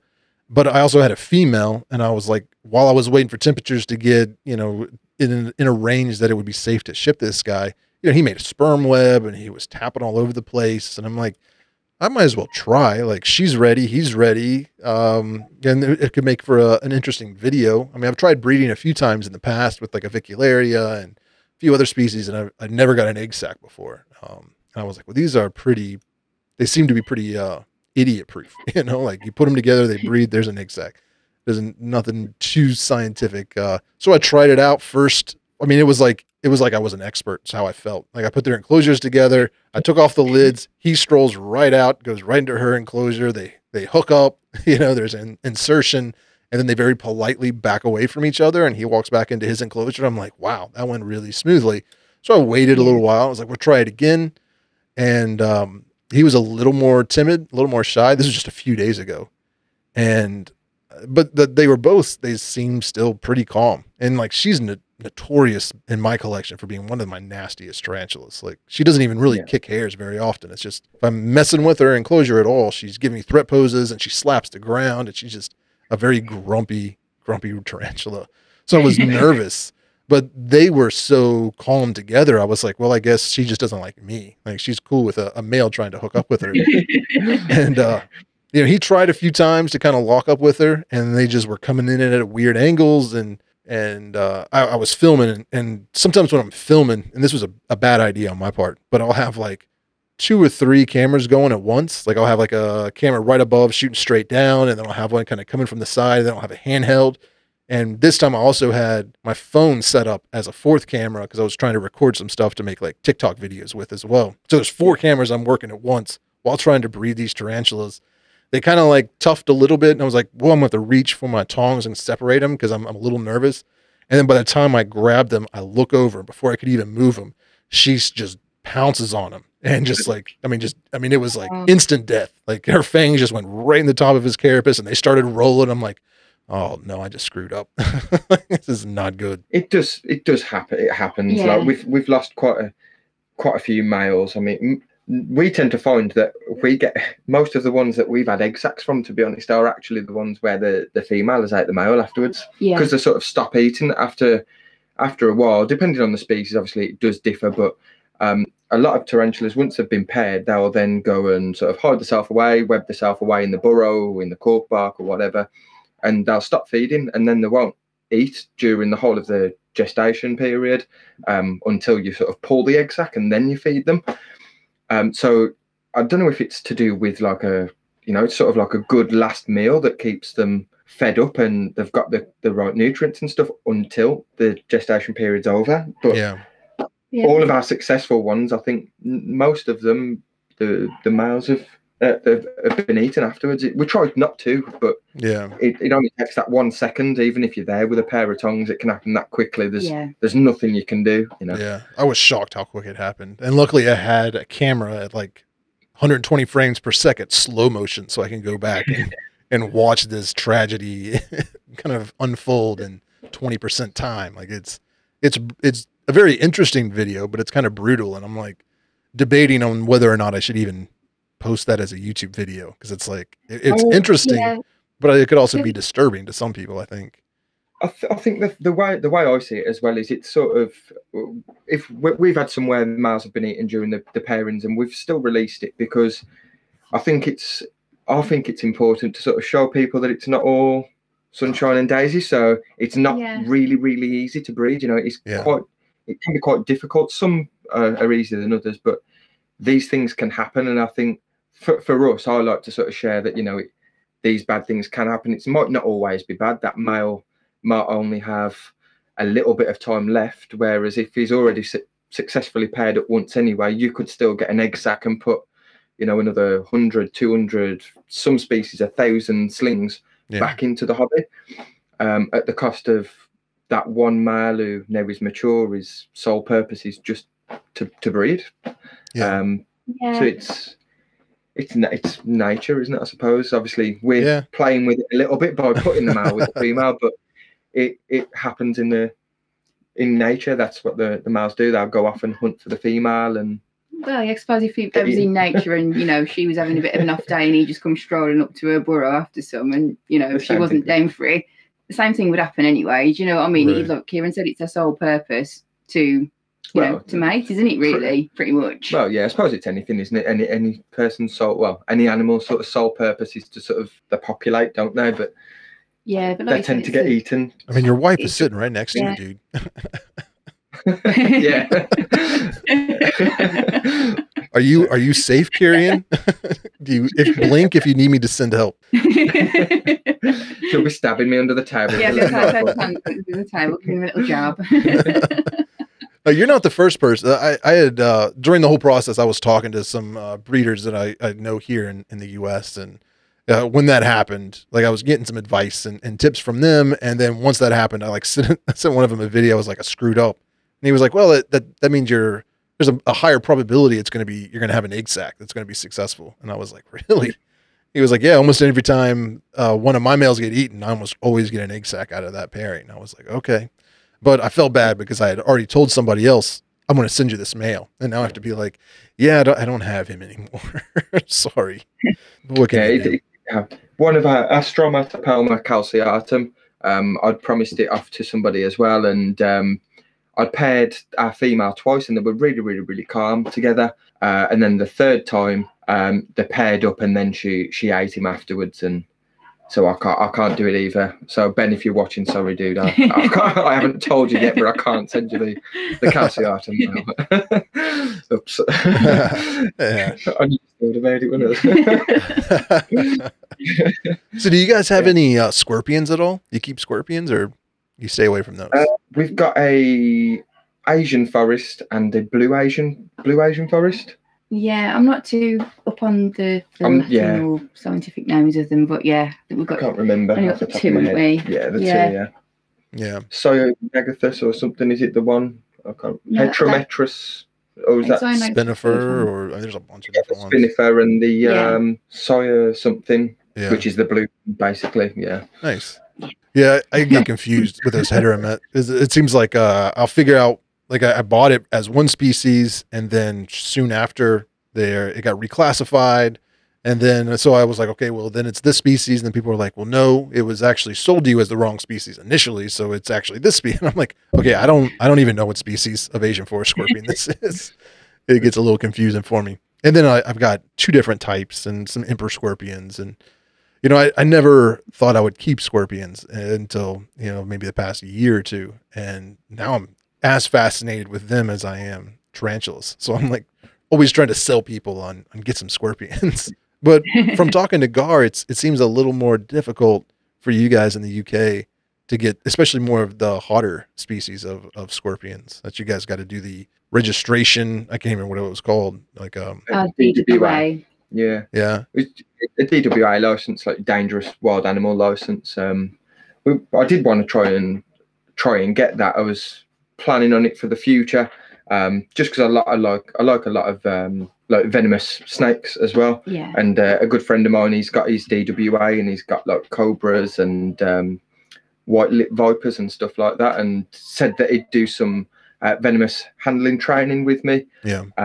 I'd love to get eyelash vipers, so I was interested in maybe looking to get my DWA in the future when the time's right and my knowledge is all there and I've had a good amount of handling experience and stuff. But one license, if I had a license and bought it, got my license for that snake, I could then go and buy a scorpion or like a black widow or something with that same the same license. You don't have to do it separately for different animals. You could have a crocodile in your garden as long as you can prove you've got the right enclosure or setup for it. Yeah, that was, I don't remember what I was watching. It was like last week tonight or something like that, or maybe it was just some random thing on YouTube. It was like a news station was covering some guy in the UK that had an alligator in his closet. He had like a big walk-in closet. He turned into an enclosure for a freaking like 3 or 4 foot alligator. I was like, holy crap. That's pretty wild. That is crazy. Yeah, I don't think I could do that. I mean, I've got a couple of king snakes, and I think it's the Eastern king snake. She's a little over 4 feet, probably almost 5 feet long now, and that's almost too long for me. And I'm like, I was talking to Adam from Wiccan's Wicked Reptiles, and he was trying to convince me to get this boa. And he's like, well, they only grow to about 9 feet. Like, they're pretty small for a boa. And I'm like, no, there's no way in the world I'd get a snake that's bigger than me. Like, that's wild. I think our boa was probably about 9-10 foot. Yeah. 9 or 10 foot, something like that. It's just, I think it's just a common boa. Yeah. Do you just like let it out of its enclosure to wander the house? Or, I mean, how do you... No, because of the dogs, but it has got out a few times for feed. Like when we've been feeding it, it's come out. If it's just in this room, not so bad. But she's definitely got anger issues, and she's quite a big snake. She's bit me a couple of times before, and it's not pleasant. So yeah, I can imagine. I try to I handle her. Once I've got her in my hands, she's fine. But if you're going for feeding, she's got a good feeding response, hasn't she? Yeah, very, very good feeding response. A little bit of an attitude when food comes to play. Yeah. In my Eastern king snake, she's a sweetheart. Like, she's very gentle. And I mean, even when she's like taking prey, she's pretty chill. Like, just like slowly come up to it and then bite it and pull it away. But my wife, this last reptile show we went to, which is over a year now, she picked up a California king snake. And that thing it's a male. And he's just, I don't think he likes me. I think that's the issue. Because I don't even have to feed him. Like, I'm just messing around with like an enclosure above his, and he'll like shoot out of his hide and like bang his head. Like he's trying to strike me in through the glass. I'm like, dude, chill out. Like, I don't have any food. I'm not bothering you. Why are you coming at me like that? But he's beautiful. He's a very cool snake. I have he was the same as well. He was a bit of he had anger issues as well. Yeah, he was a handful. Like I said, like striking at the glass all the time and everything. And to be fair, the boy used to do it as well, didn't she, to you? The boa did, yeah. That's the only one. Like, our royals are okay. That one as well. The Irian carpet python, so it's an arboreal snake. That's got a little bit of an attitude problem, but they're quite well known for being quite snappy anyway, but still cool snake. I had it out the other day when I've redone all its enclosure and stuff, but yeah, that bit me the first day I bought it. As well. I come back, I was got it in front of the camera and I was like, look at how gorgeous he is, and he's quite calm really for an Irian, and then he just turns around and bites me. Oh wow. I think I saw that video. That's probably the one, laughing at you. I think the views on that got quite high, didn't they? Yeah, I had the ball python my wife got is very cool. He's a very chill, relaxed banana calico ball python. But he's like the one snake that's bit me, and that wasn't like an accident. It's like I was trying to feed him, and I didn't realize where exactly he was in the enclosure. So I essentially just took the mouse right by his head, so he had enough to like kind of smell it, but I was moving down to the ground towards his enclosure, and he was like way up at the top of his enclosure, hanging out in some bark. So like he smelled the mouse and then went to strike it, and I put my hand in his way. So he like just bit right onto my finger. I was like, oh, that sucks. But I think when we got the California king snake, I don't know if I'm remembering this right, but I think it bit my wife, like right on the, or maybe it bit me. I don't remember. Because we were looking at a lot of them, and it seemed like every time somebody would be like, oh, this is such a sweet snake, you know, and then as soon as they would say that, it would latch onto my finger. It's like, God damn it, I got bit again. I mean, it didn't hurt at all, but it was still, it was embarrassing. It lures you into a false sense of security, the actual sweet and calm, and so you drop the ball a little bit and give it a little bit of more leniency, and then that's when they have you. Yeah. They're all the same, right? Scheming.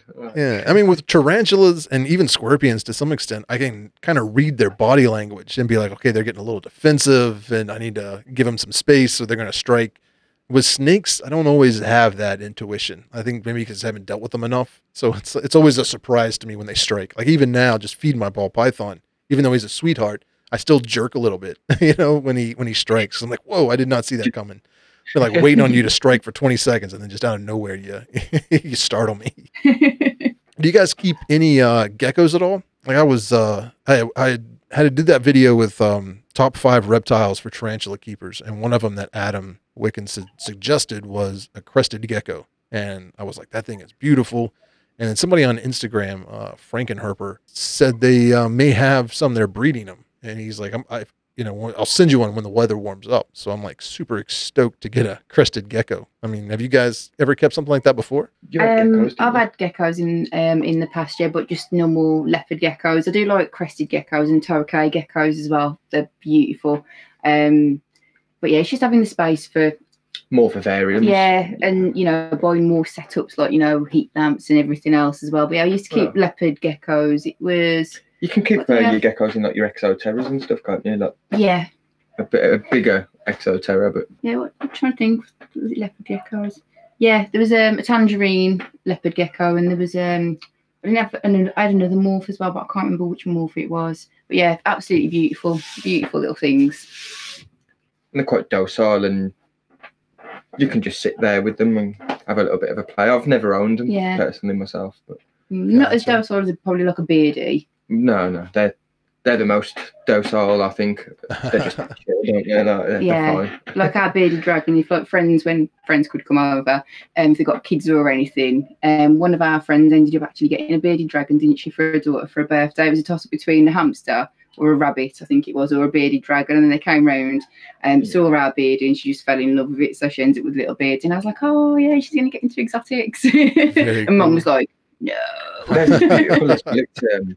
It's like a bright red, I think it's a luminous, like some morph, but it's like a luminous, I think it's called, or something like that. And it is just like a really, really, really bright red and orange bearded dragon. I've never seen one before, but I went with the dad to go and have a look at it because of like having reptiles and stuff. They hadn't kept them before, so they just wanted to see if it was in good condition and healthy and everything. Yeah. And it's absolutely stunning. If he didn't take it, I would have come on with it myself. Yeah, it was beautiful. Gorgeous. Yeah, I've always wanted a bearded dragon ever since I was a kid, but they grew way too big for my family. My parents were like, no way, we're not having a reptile that large.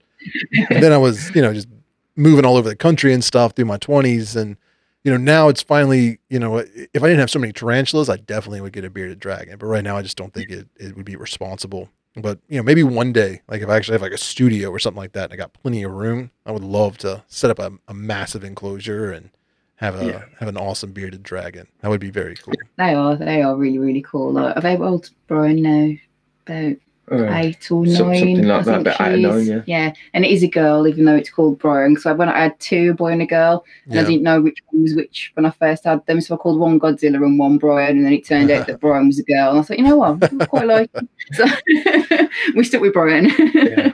Nice. So when you guys are making YouTube videos, is it just like Rachel will make a video and you'll make a video, or do you guys like work together? Like somebody's behind the camera while the other one's doing the talking, or how do you guys what's your creative process?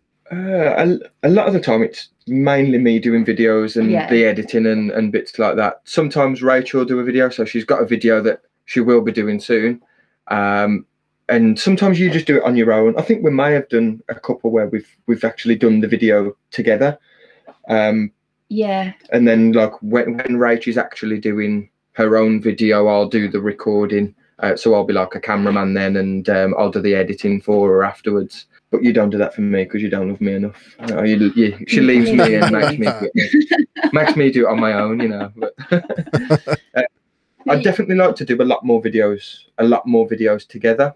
I think it's just depending on what it is we're trying to achieve from the video. So if it was like a rehouse, for example, it might get a bit too like fumbly if we're both trying to do the same thing. I think we probably have to put a little bit more planning and preparation into it. I think it's the same with like because a lot of the stuff I'm doing at the moment is I've been doing a lot of breeding recently. So a lot of the videos that I've been doing this year have pretty much mostly been breeding or pulling egg sacs or separating slings and stuff. Yeah. Because I've got my tripods, like the room isn't the biggest anyway. That's why we need to knock into Rach's office.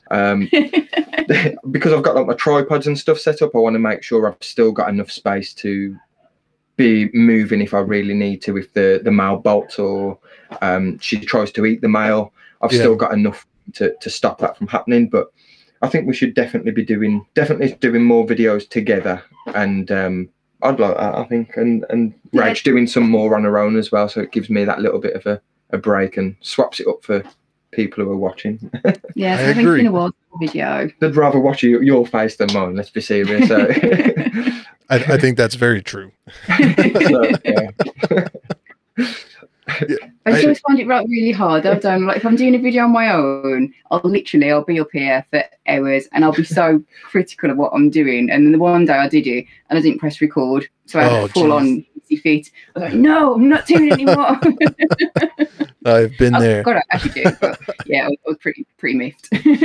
That happened to me yesterday, or something similar. I was one of the ways that I create content for TikTok is I just like take the videos that I would put on YouTube and we'll cut up like, 15, 20-second clips in a vertical format and then export them that way. I put them on my phone and upload them to TikTok. But when the software that I use, you have to like click this little button that's like says match source. So it'll change it from like 1920 by 1080 to 1080 by 1920. So it's in that vertical format. And I was like, I was on a roll, this was like, just importing and clipping and cutting and exporting. And I had done like 11 or 12 videos, like just little promo videos for TikTok, and moved them over to my phone and went to go upload it and realized it was edited in vertical format, but it was rendered in horizontal. So it was like a regular horizontal, like you would see on your TV with just like a little tiny strip where the actual video was taking place. I was like, oh man, all like 2 or 3 hours of editing, just, I just got to delete it and do it all over again. But I was so frustrated and mad at myself for not clicking that little button. I was like, screw it. I'm not going to do it. We'll try another day. I definitely prefer the recording part of YouTube than the editing part. Like, it feels good when you've got a good video, but sometimes I'll notice bits of mistakes and I can be quite lazy with it, to be honest. So I'm like, it'll do. It'll be fine, But yeah, the way I see it in my head, I always imagine it better than it ends up coming out because I'm just not as good at editing, Yeah. I mean, that's a whole art form in and of itself that I didn't even realize. I think a lot of people that watch videos don't realize like how much time and effort and space and work goes into even like just simple videos. Like you were talking about the tripods, like just taking into consider, like if you got 1 or 2 cameras going, just the footprint in a room that a tripod takes, those things really spread out at the base. And then you got lights and a mic stand and, all this other kind of stuff. And it's like, you're tripping over everything. There's, wires running everywhere. And it can be a little over, like sometimes when I'm making a video, it's an hour of just setting up lights and mics and cameras, trying to get everything set up right and looking good. And, kind of doing like recording like a little 5-second, video of me just standing there just to figure out, was the lighting balanced or what do I need to do to make this look better? And then it's like an hour and a half later, and now it's time to record. And I'm like, I'm tired now. I don't want to do anything. That's awesome, dude, because you've got a lot more patience than I have. I'll just switch it on and go for it. And that's how it is. Really, well, I take that back then. Watch my channel, yeah. be terrible. Yeah. I think some people think I spend way too much time. Like that's one of the most common. It pays off though. It looks good. Yeah. It does look something. I mean, that's why I wanted to make videos that would be the type of video I would really enjoy watching. Especially like when I watch other channels on YouTube, you know, that are of that quality. Like I'm nowhere near, you know, some of those channels yet, but that's what I'm striving for. But one of the most common negative comments that I get are people complaining about the quality, if that makes sense. Like you're spending way too much time on lights and like we're sick of the cinematic camera. And I'm like, well, that's the whole point of the channel, man. I'm sorry, you know, if it's not for you, it's not for you. Like I don't know what to do. I'm not going to be the exotic slayer. No, I think everyone's kind of got like their own thing that they like they like from, and like you said, like you've got the whole kind of like cinematic. That's the word. Cinematic style to it, and like you know, that's kind of what we like. You know, we enjoy watching that. Whereas some people, they literally want no bells and whistles. It's just literally tell me about this spider and its care and husbandry, and that's it. And like you said, you can't please everybody, unfortunately. Some people don't even like any editing at all, and you know, some people are happy to watch that. You know, it's just like on a phone, not edited. Just even like the movement going from one part of a room to another or something, they'll just carry their phone, and people are some people are happy to watch that. I try to be somewhere in between. Like the same with like you'd mentioned it on your podcast with again with Amy from Pet Rock and Roll, and you mentioned yourself about trying to find that line between entertainment and information, and it can be very difficult to try and balance it. And I think we try to do the same. So I try to give some information and try to get some good close-up footage of like pairings and things like that. But at the same time, I try to not make it stale, because I wouldn't want to watch that myself. I'd like that little bit of, you know, a little bit of humor and personality into it as well. It's you're never going to please everybody. Everyone's got different preferences, so I think if you enjoy doing it, just whatever you enjoy, you just sort of go for it and do that, don't you? Well, yeah, exactly, because it's kind of like, you know, like you said, it's, you know, you're doing it how you'd like to watch if you were watching content from another channel. So I think as long as, you know, you keep doing what you set out to do and not try and change it to suit others, you've always got your stamp on it then, because, you know, your personality, what you're trying to achieve always comes across from the channel. I agree. And that's kind of how I look at it. Like, is this something that I enjoy watching? And unlike you, like I rewatch my videos a lot. Like as soon as they come out, like I'll watch it on my computer as soon as I upload it to YouTube, and then I'll watch it on my phone just because, you know, it's a little bit different quality on a different screen. And I'm very critical of the colors and the lighting. And then I'll go upstairs and watch it on the TV. And like my wife is supportive, but she doesn't watch my videos. You know what I mean? Like she's not, I don't even think she has a YouTube account, let alone is subscribed, you know? So it's like, she's not out there looking for my content. And she's definitely not listening to podcasts. That's why I can talk about her all the time. Like she'll never know.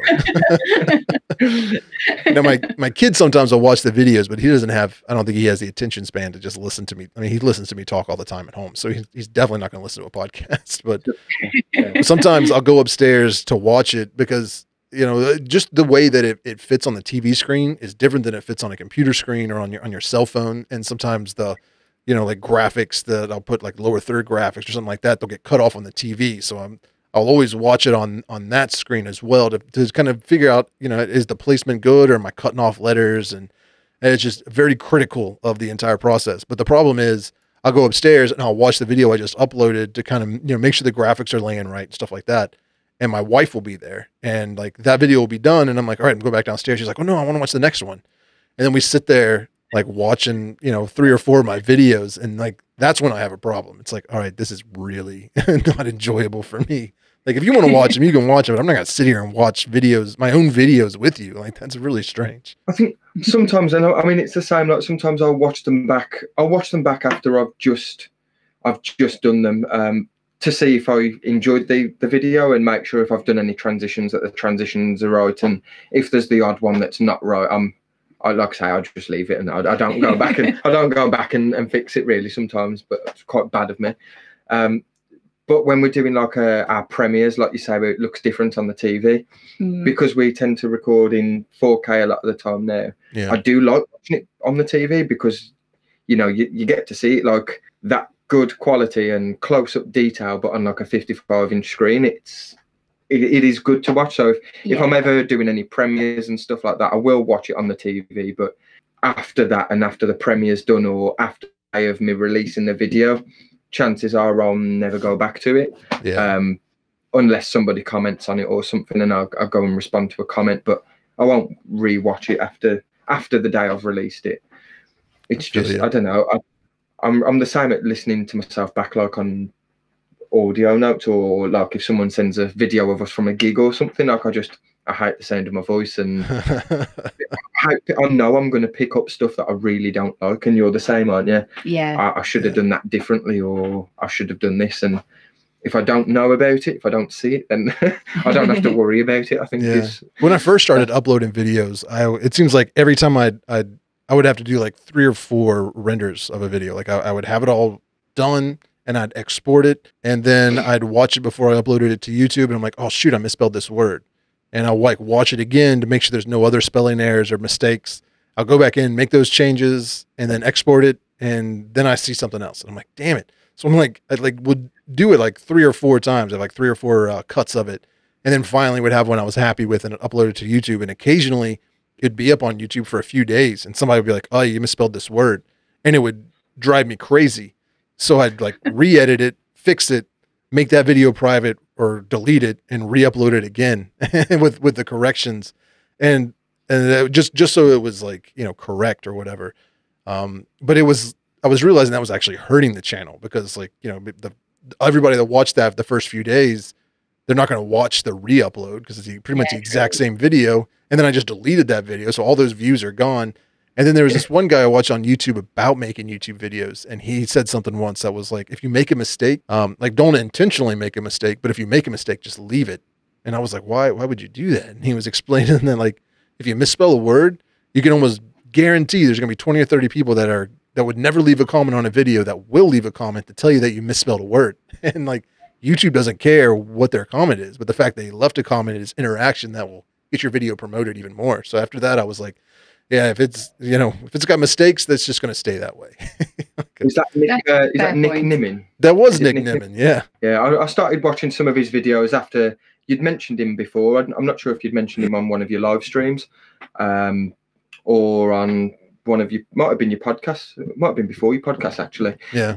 But I did go back and start watching some of Nick Nimmin's stuff, and every now and again, if he does a live stream, I'll jump on, and I talk to Amy about him quite a lot as well, because I know Amy watches quite a lot of his stuff, and his brother's got a channel, I think, as well, very similar. So yeah.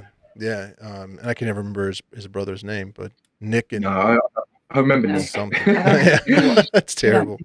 But yeah, they're really if you're wanting to make YouTube videos, he's definitely the guy to check out, because he taught me stuff, just from watching his videos that I never even would have taken into consideration. One of the things I struggle the most with is titles and thumbnails. Like, I think I've been working a lot on thumbnails, but titles are difficult for tarantula videos, I feel like, because it's hard to figure out what people, it's hard to say a Brachypelma homori care video, like, because then people are like, what the heck's a Brachypelma homori? Like, they don't even know how to pronounce it. Or, it's like, it's difficult trying to figure out, you want to have a title that is going to entice people to click on it, but what is enticing about a care video? Like, it is hard, and you don't want to always be putting the same titles out either. Yeah. You don't want every video to say the same, and because we're doing a lot of pairing at the moment, they pretty much are. So I just always put the binomial name of the tarantula, then the common name, and then pairing or breeding it or something. It's like, this is going to get boring for people. Sorry, guys. You can really like mix it up in terms of what you call the video. It's like Dark Dan used to call it sexy time. YouTube did not like sexy time. And, you've got to be quite selective about from that point of view, from the breeding especially. I think once your channel's quite established, and you have got a large scale following and subscribers, it doesn't really matter so much what your title of your video is called, because you are going to still have quite a few people viewing it anyway. Whereas with us being like a smaller channel, it can make a lot more of an impact, because nobody could ever see that video if it's not named correctly, you know, or if there's like 7 pages of the same title that have already been put on YouTube and have got lots of views, or are from big channels, then ours is never going to get seen. So it can be quite difficult. Yeah, it's a very difficult maze to master. And actually, I'm in Nick Nimon's what do you call that? Like channel supporter, you know, whatever. I can't remember. Like I'm a YouTube member of his channel, so I get access to his private Facebook group. And he was doing channel reviews. So you would like he'd go to your channel like in a live stream, a private live stream, and would like critique it. Be like, oh, you need to, you know, have a better banner and better, you know, kind of critique your thumbnails and stuff like that. And I was like, well, check out my channel, give me some advice. And he was like, well, first off, I'm terrified of spiders, so this is extremely uncomfortable for me. I'm like, I'm sorry, man. He's like, I can't believe that there are YouTube channels out there about spiders. He's like, YouTube is such an amazing place that, you know, there's videos or channels on every topic, completely, you know, you couldn't even imagine some of them.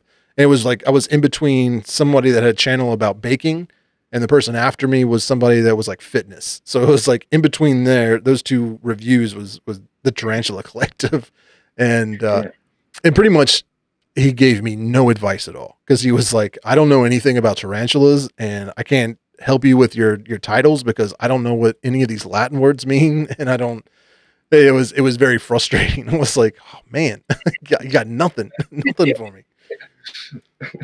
It is difficult. I think it's good when you see it growing. I mean, you're growing quite fast. You know, like I remember it was only like when you hit your 50K, and then it was 60K, or, you know, it's just like it's like 64,000 right now, I think. It's like it's going super quick. I love it when we get like an extra 100 subscribers or something. Yeah, you know? Yeah. It's crazy. Yeah. And I why did you guys even start a YouTube channel? I'm always curious about that. Like, what was it in your mind that you were like, you know what, I need to take all this time and effort and film what I'm doing and upload it onto YouTube where people are going to criticize me? I think you can answer that one then.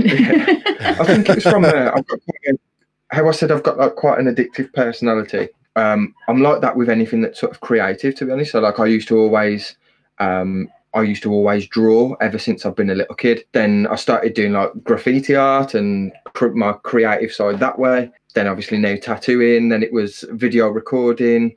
I used to record when we were doing gigs. So we was performing, and I was recording the gigs and editing those videos up and stuff as well. So it just sort of fell into my creative side, I suppose. I'd always record small clips on my phone, and then I'd end up face up on my phone, and I'd never the videos back. So I suppose YouTube was a sort of place where I could like put a video together, and then this free platform that other people can watch if they want to.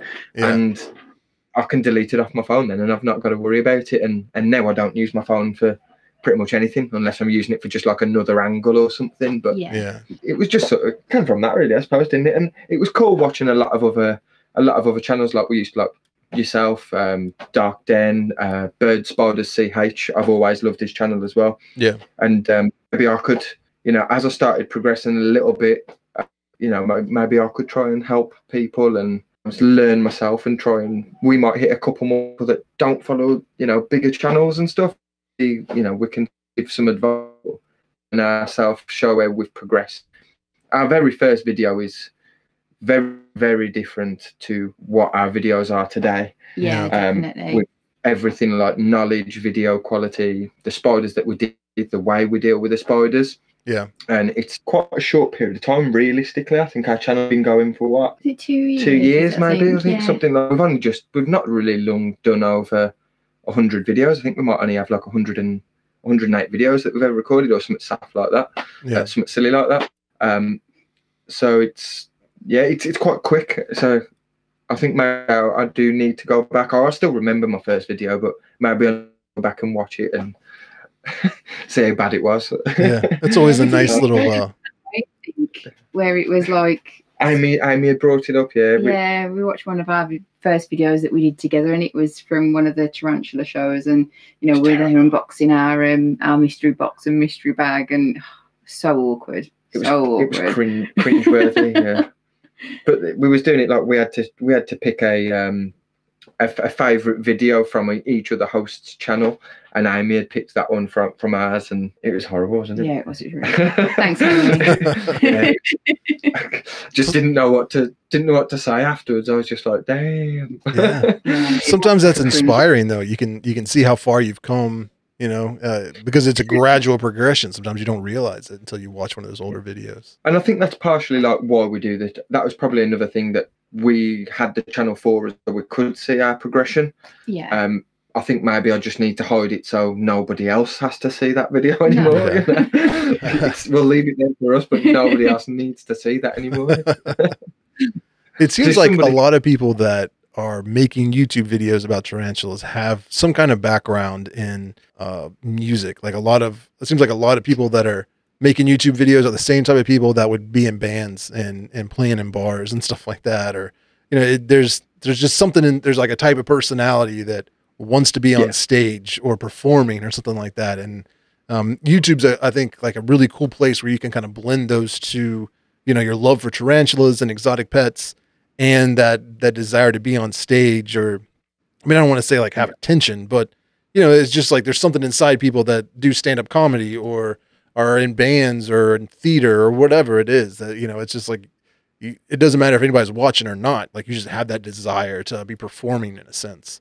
And that's, I mean, I same with, like, I was in bands and, you know, played bars, and it was just a musician my entire life for the most part. And pretty much, I mean, all kinds of other things. And this is like a good kind of marriage of those two hobbies or passions in life. Like I can perform, I guess, in a way. I don't know if it's really a performance, but, you know, like you said earlier, like trying to walk that line between being entertaining and visually appealing, but also doing some education, you know, like I think it's just somewhere in my mind, I'm trying to be like a nature documentary, like a David Attenborough or whatever for tarantulas. Because I was going to say, it's quite hard to be, I think and you mentioned it earlier, how many sort of channels that there are, especially in the UK at the moment, for, you know, that solely are just on tarantulas and stuff.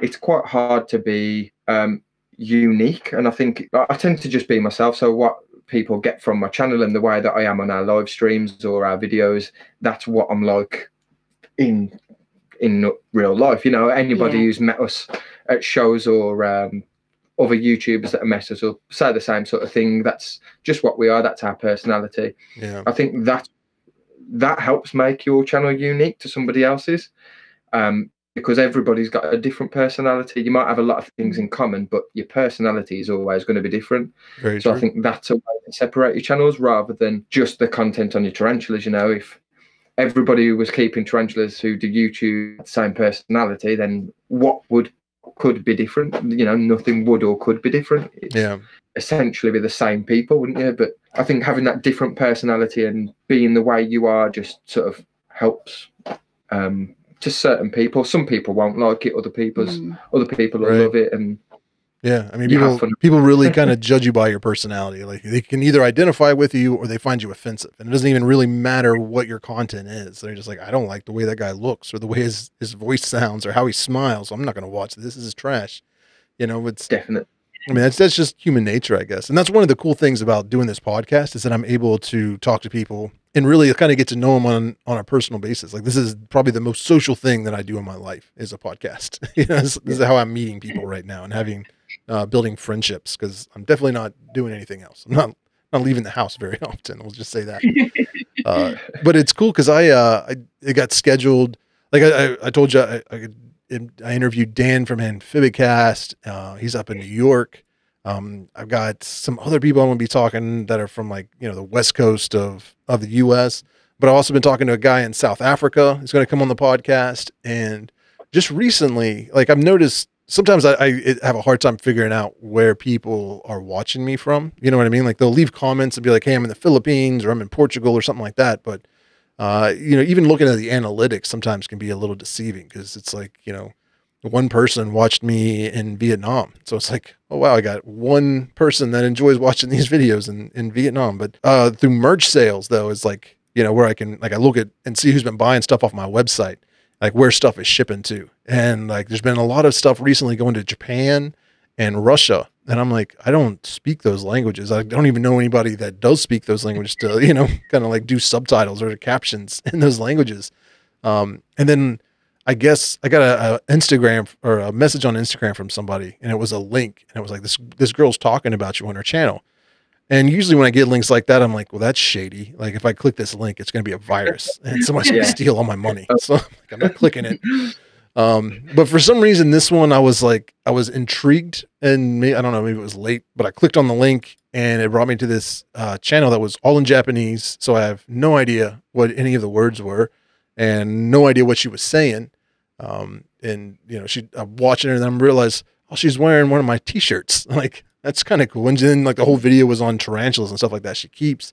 So I was like, I don't know how to communicate with this person, because anytime I use Google Translate, it's way off. And it's like either extremely hilarious or almost offensive. So I was like, I'm not going to use Google Translate. I'll just use emojis and like try to communicate that way with her. So I just kind of like left, 3 little emojis, and then she responded in English. And I was like, well, maybe she speaks English. Because I know a lot of other countries outside the US are bilingual, not so much here for whatever reason, a poor education system, I guess.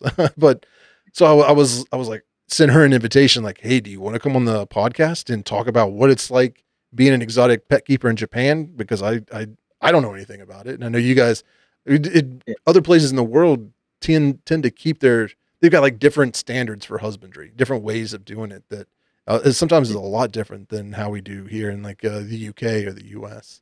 So I'm really hoping that she'll come on the podcast and talk about it. That'd be awesome. I mean, it's like the Philippines. The Philippines, they have quite a big spider culture, don't they? And they have the people over in the Philippines. They do a lot of spider fighting. It seems quite bad, but it's for them it's normal. And they use like orb weavers, and they have these sticks. It's almost like how you'd have people playing with Pokemon cards or whatever over here.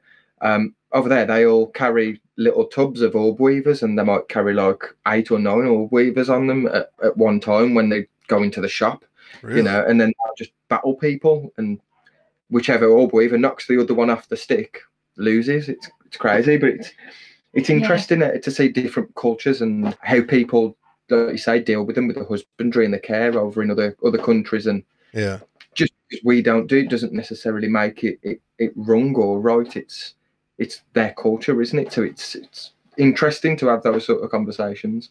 Yeah, I mean, as well. Yeah. It's not even just the species that are available. Like it was something that I didn't even realize until recently, was that a lot of the people in countries like the Philippines, and there was somebody else that was talking. They were like in Brazil or some South American country, and they had posted something in the Facebook group, and it was like a picture of their tarantula in some enclosure, and people were giving them a hard time, like, well, that's a crappy enclosure. Why are you using that? And they're like, well, we don't have exoterra enclosures in our country. Like, it costs hundreds of dollars to get even a small one, just because all the shipping and like the freight cost, and it's not feasible. And we don't have that much money to begin with. Like, it's ridiculous. So we use plastic containers, like we reuse stuff, like milk jugs and stuff like that for our enclosures, because that's what we have available. It's one of those things that I didn't even get. I guess being in this country, you're just so used to going to any pet store and there being like a wide variety of different types of glass and acrylic enclosures that, smaller countries they don't have that, because there's not a market for it. Because they're not, hundreds of thousands of people keeping tarantulas, or thousands of people. There may be a couple of hundred, but I have noticed that it seems like there is a huge amount of people in the Philippines that are keeping tarantulas. Like, that's when I look at analytics on Google and stuff like that. It's like it's always like US, UK, Canada, and then like some other random country, and then the Philippines. Like, they're always like right up there, as much as almost any other country. And they're big supporters. They're always leaving comments, especially if we shout, like this podcast, there'll probably be a bunch of comments because we shouted out the Philippines. They get very, very proud and excited. Our top viewers is the UK and the US for me on my channel, fairly equal, not much different in it really. And then it is the Philippines, which is crazy because I don't get many comments from people from the Philippines. I have the odd one on my videos here and there, but according to my analytics, quite a large range of my viewers are actually from the Philippines, which is it's odd. And then you get them from other places as well. And the US is, like I say, is quite equal to what we get from the UK. Yeah. I dare you, next video you do, shout out the Philippines. Mention the Philippines or a Philippines tarantula. I bet you'll get a lot of comments, man. Yeah. They are some awesome people out there. There are, yeah. There's a few that we spoke to, and that's how I found out about their culture with their orb weavers and stuff. And they were sent some videos of them doing it and stuff. It was really, it was cool. Yeah, it was good, wasn't it? Yeah. It was just I mean, I wouldn't do it myself, but it's normal. It's like normal over there. It's just part of culture, and it's that is pretty. I didn't even know about that. That's kind of interesting. I was just pulling up my analytics to see where my top geographies are, and it's United States, United Kingdom, Philippines, and then Germany and Canada. So they're moving up on the list even now. Cool stuff. So just to get back to being a couple keeping tarantulas and exotic pets and stuff like that, because I feel like we really haven't sown the seeds of a bitter argument before we wrap up the podcast. Okay. What are some areas of like contention or conflict between, the two of you when it comes to like keeping exotic pets? Like, do you get frustrated with the expense or the time, or I mean, where do you guys bash heads when it comes to this kind of thing? I'll let Raj take this one because I'll stay out of trouble. I don't know really. I mean, I suppose like when it comes down to like the cost of it, I suppose if it's something that we really want in the collection, we'd just forego something else to kind of cover that. Do you know what I mean? Yeah. I think the only thing that we probably would butt heads about is just the kind of split of whose turn is it to do whatever. Like when we're both working, it's kind of like some days it's like, oh, do you want to go and feed the slings today? It's like, oh, I can't really bother being at work all day. Do you want to do it? Oh, I've been at work all day as well. And it's like that, we have little tiffs, so to speak, but that's probably about it, I think, really. Yeah, no, I think that there was a point where I was being quite silly with some of the orders that I was getting, and that was you mentioned that a few times, didn't you? And it was like, calm down a little bit, but. Yeah, but at the end of the day, it's like I said to Kay before, it's your money. Spend it whatever you want. It's nothing to do with me. We're quite tolerable, and I think that's why we do so well together. Like, to be honest, as a couple, because we just accept. Neither of us are like stress heads or anything. We're quite just accepting. It's like, oh, whatever. Yeah. Just do it, whatever. We don't really stress out about stuff, I suppose, do we? So much. No, and I think it probably sounds a little bit cheesy, but like we've kind of both got elements to our personalities that bring the other one in line almost. Whereas I'm probably the more stressy of the two. Yeah. And Kieran's more laid back, but we've kind of over the years kind of brought it down to the same level almost. We'll keep each other in check sometimes when we need it, but I'd say 9 times out of 10 we're pretty much on a level, aren't we? Yeah. Rachel reins me in and I'll bring her out of a shell. There you go. It's a mix of things. Yeah. Yeah, so I mean that's a sign of a successful relationship. I feel like that's kind of like how my wife and I are. Like she's definitely more of the people person, going out and doing stuff, and I'm more of the hermit. So it's like she pulls me out of the house, and then I also keep her in the house. Like, hey, we don't need to do that. But I mean that's just like one example. There's a lot of different ways where our personalities are different but complementary. You know what I mean? Like I'm a lot more laid back and she's a lot more worried. She worries about everything. And I'm the one that's like, just chill out. It doesn't matter. In the big grand scheme of things, this is pointless. Let's not even worry about it. Like it's all good right now. So it's we work well together. It's good to have the both to keep that. There has to be some sort of balance, Yeah. So I am grateful that sometimes I'll get reined in that bit because it's like, well, I'd be silly if I didn't, know. So it's good to have that someone to tell me, stop what you're doing. Calm down a little bit, Kieran. Like, okay. Yeah. I don't like it at the time, but I realise, give it a day or a couple of days, and I'm just like, you know what, that's a good call, Rach. Yeah, I do try and kind of be sensible. But again, it's like on the other side of it, like I'll probably worry far too much about some things, and Kie'll be like, don't worry about it, whatever happens, happens. Just kind of, just go for it kind of thing. And I think it's just a happy medium we've got, really. Yeah. And she's very good at keeping my ego in check. Like if I started thinking I am some big business kind of guy or something. Like, I don't know how best to describe it. Your head gets inflated sometimes when you got a lot of subscribers and people leaving positive comments, and I start getting a little cocky, like, I'm some big time YouTuber, and she's like, YouTube's watched by teenagers. Like, get over yourself. I'm like, oh. She's like, it doesn't matter if you have 5 million subscribers. People our age are not going to be impressed that you're a YouTuber. I'm like, all right, touche. I'm definitely not a lawyer.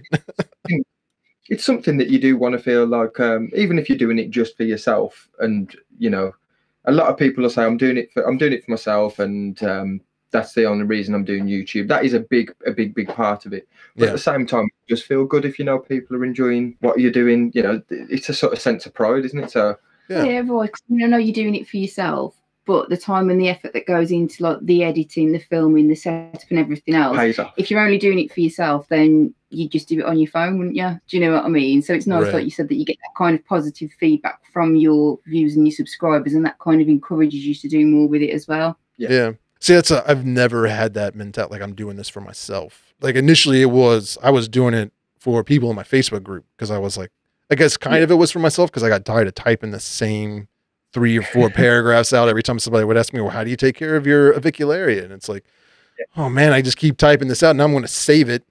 And I was like, well, instead of just like saving it, how about I just read it on camera with like pictures and videos of my avicularia? And I was like, I can make videos for people. And that was kind of where I started. Like, it wasn't, and I understand people that are like, well, I'm just doing it for myself. Like, that's a very cool reason to be doing it. But like, I have always done it with the intention of like trying to be helpful. Like, that's kind of like something that I've learned in life, because I had such a rough 20s and early 30s. Like, I mean, my life just was like, every year was getting worse and worse and worse. And the main consistent theme was I was extremely selfish. Like, I only cared about myself and what felt good to me and what I wanted to do.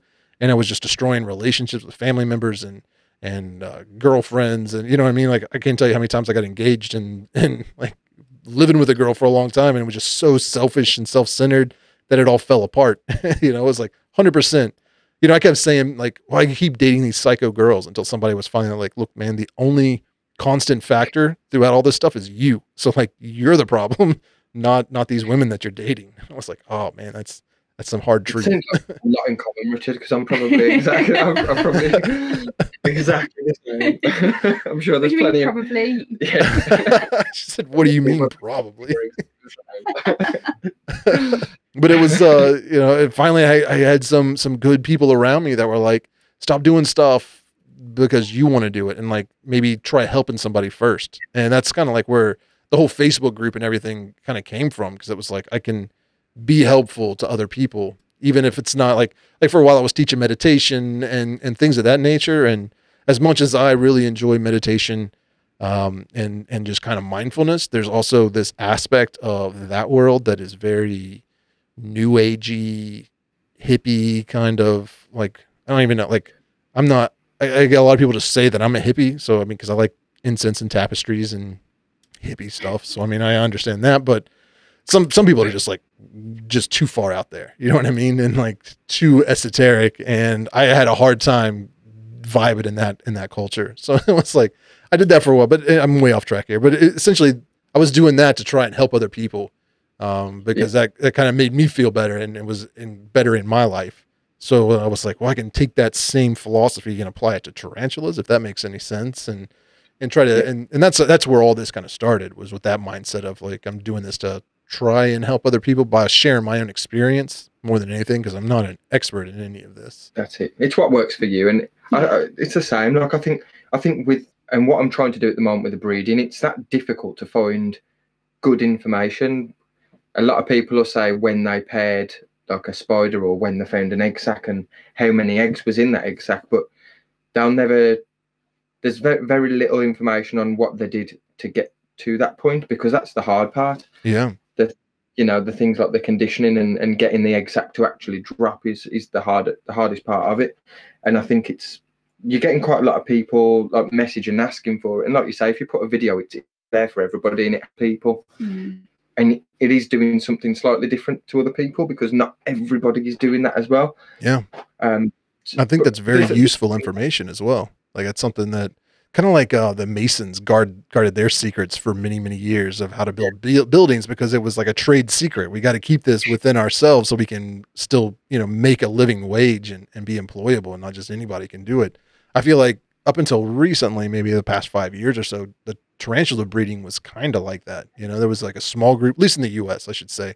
And I wasn't very connected with the hobby back then, but I did know there was a lack of information, and people were complaining about it because the breeders wanted to keep that within their own kind of community so they could continue to, sustain their lifestyle. Like, I'm sure they're not rich. That's not what I'm saying, but they can still be the ones that are breeding and making money. You teach somebody to do this, and hundreds of people are doing it. Now you got a lot of competition out there, and you're kind of digging your own grave in that aspect. But I think it's very cool that people like you are putting that information out there to kind of help grow the hobby. Because I feel like, I don't know how it is in the UK, but sometimes in the US, it feels like there are the amount of people keeping tarantulas and buying tarantulas is growing a lot faster than the amount of people breeding them. And, people are complaining about high prices for tarantulas, but they're also not really doing anything to lower it. Yeah, to get more out on the market. It's just when people complain about prices, I'm like, man, it's just simple supply and demand. Like, we're in a capitalist society. If there are more people looking for it than there are ones available, they're going to be more expensive. Like, that's just the way the world works right now, good or bad. Some of the prices are crazy though. Oh yeah. When you compare some prices to European prices to US prices, it's like, wow. But I suppose, like you say, the US is huge. Yeah. And if you've got as many people that are breeding, or that has these species of tarantula to breed, it's gonna cost a lot. If they have to import any from Europe or other countries, of course they've got to make that money back by having more expensive prices. It's just like you say, it is just the way it goes, isn't it? But I mean, there seems to be a lot larger community, or a lot more people that are breeding and are breeding a lot in the UK, like not just UK, but like throughout Europe. Like, I mean, especially in like Poland and places like that, it seems like there's a whole lot of tarantulas being bred, and maybe there's not as many people buying them. So, the only way they can sell them is to keep dropping the prices until people start buying them.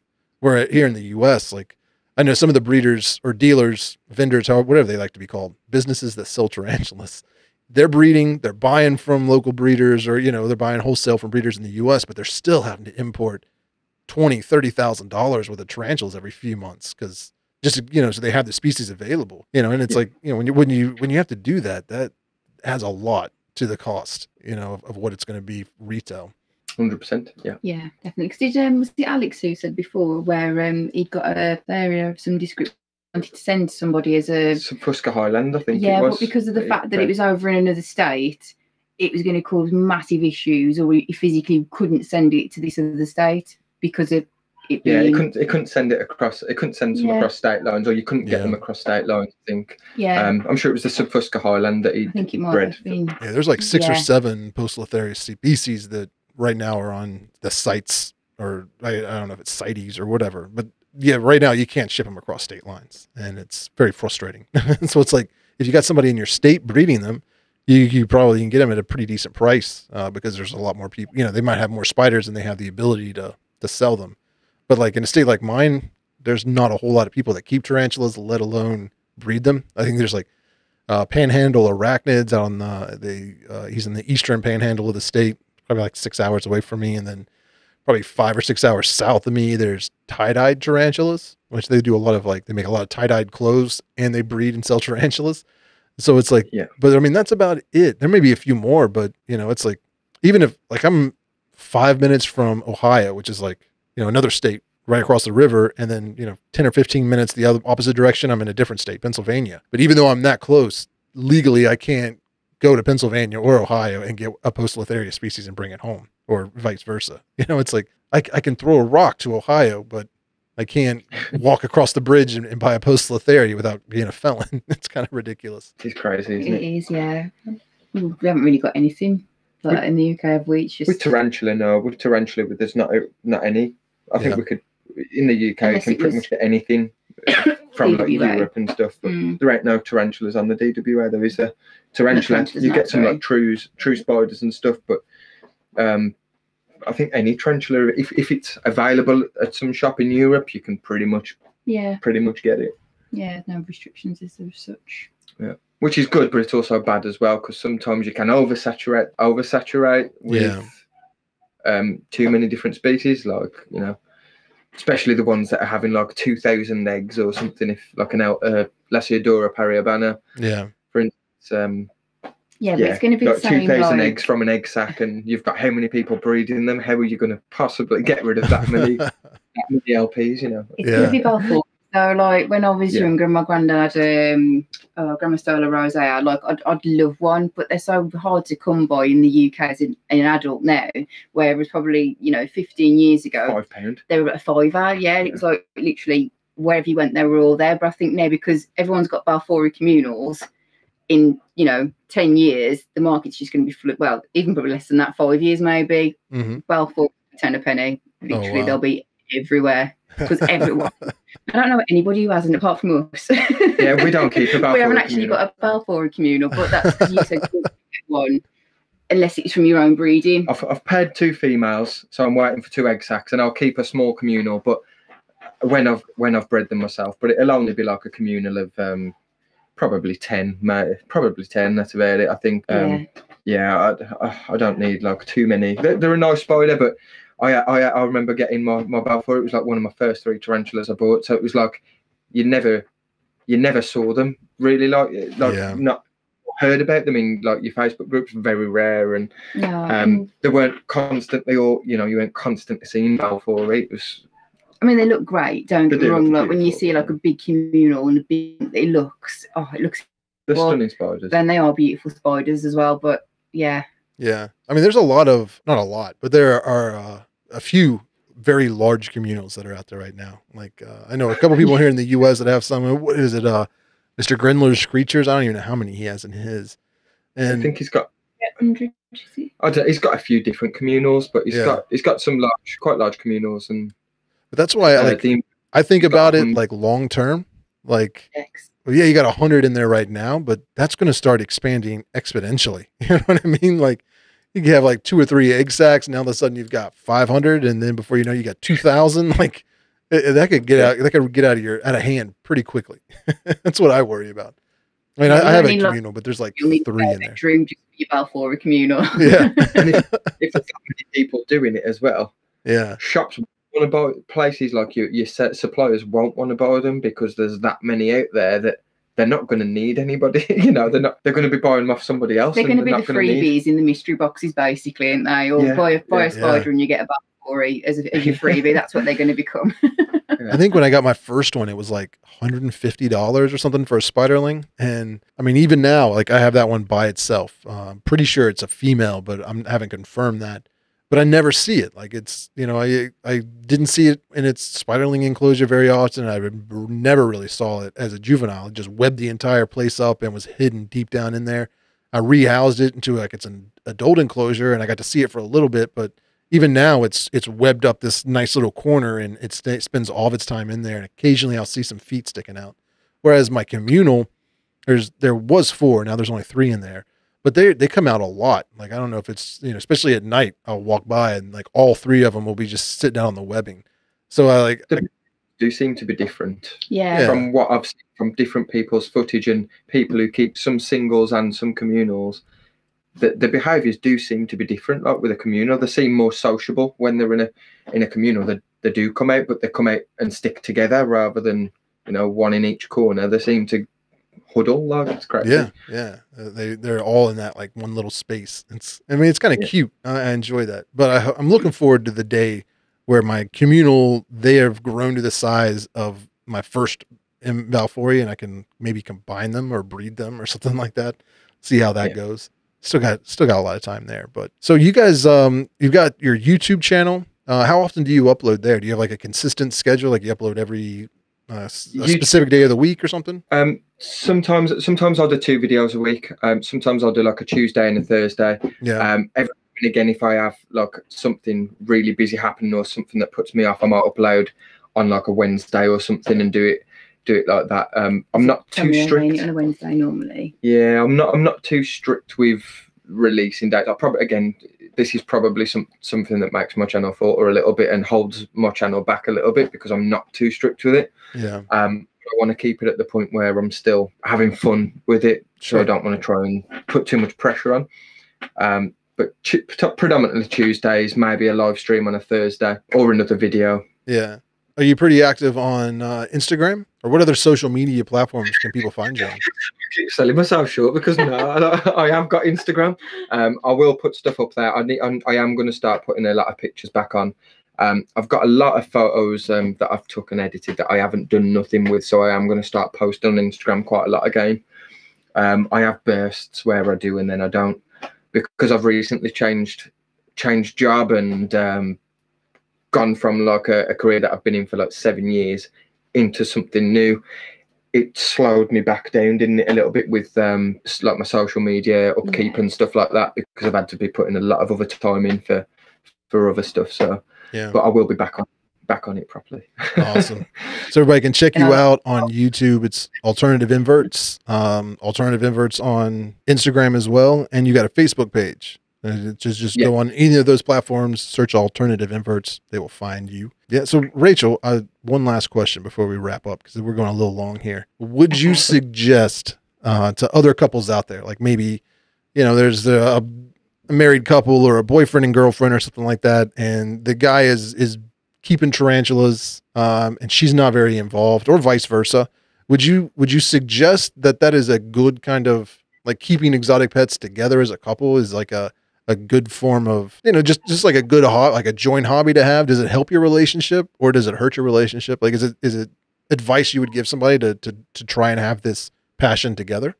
Yeah, I think as long as it's a mutual passion for it. I mean, like we said, Kieran wasn't into the tarantula side of things at first. He was more reptiles, and it's something that we kind of worked together on, and we've kind of grown with the hobby, I think, as well. Whereas I think if it was the other way around, and say Kieran had got like severe arachnophobia, but I was adamant on getting a tarantula, that might be pushing it a little bit too much for somebody. Because if it ever escaped or got out or something, I think that would beat your relationship over, if the person who's scared of tarantulas wakes up on their face or in the bed or something like that. I think it's, because we spend a lot of time in here, don't we? We spend a lot of time doing, like, the maintenance together. We go to the shows together.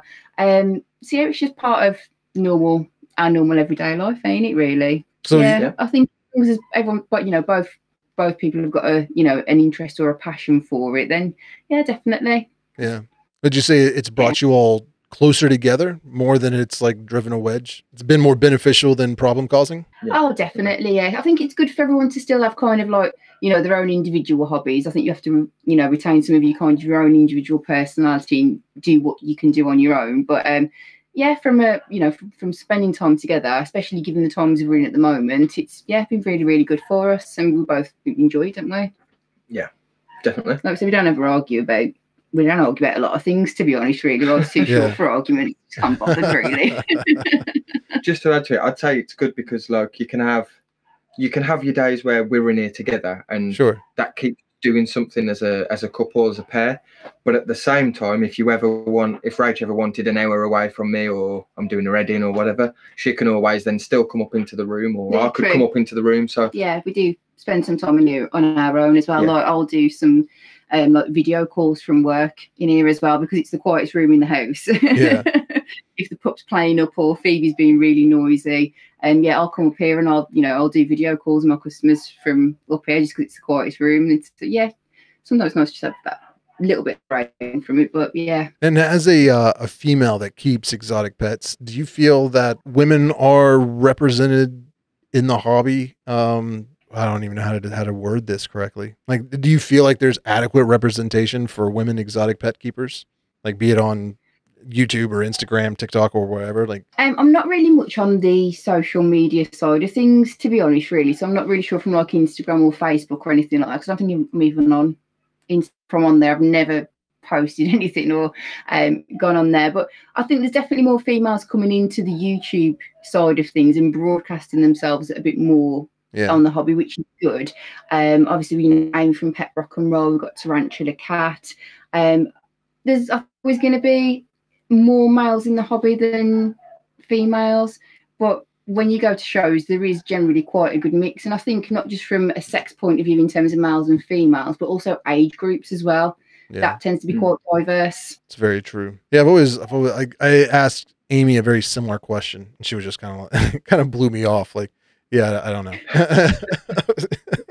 But I'm always curious about that, because like when I look at my analytics on any social media platform, especially like TikTok, Instagram, YouTube, it's like an 80-20 split. You know what I mean? It's like it's 80% male and 20% female. And I never know if that's like I just attract male viewers more than female viewers, or if it's like a situation where like when my wife or kid are watching YouTube, they're using my account. You know, more than likely if they're watching on TV, she doesn't have her own account for whatever reason. So like I wonder if it's just that situation where the guy's the one that set up the TV or whatever and logged in, and there are females watching in a more 50-50 kind of split. It just is showing up as male because of whatever account. But so I'm always just kind of curious, because it seems I wouldn't have even thought about that, but it's a very valid point. And like our TV set up on your account. So Rachel's probably one of your viewers that it's coming across as a male, but it's a female watching it as well, or together, you know. Yeah. It don't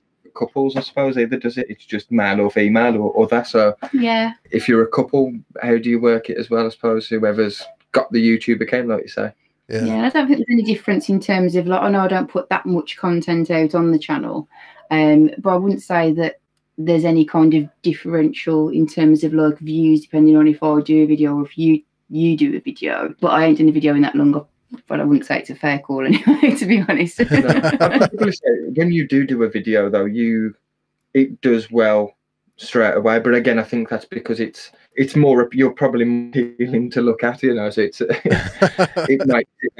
Let me ask one last question. Do you like, and this is just coming from my own personal experience, like sometimes I don't even know who these people are, but they'll just be like some random person will leave a comment, you know, on YouTube or pretty much anywhere, and it'll be a female that's being flirty, and my wife will get jealous. Like, do you ever have issues like you're getting jealous over some girl showing some attention to Kieran, like either online or at a reptile show or an invert show or something like that? No, I tell them they can have him.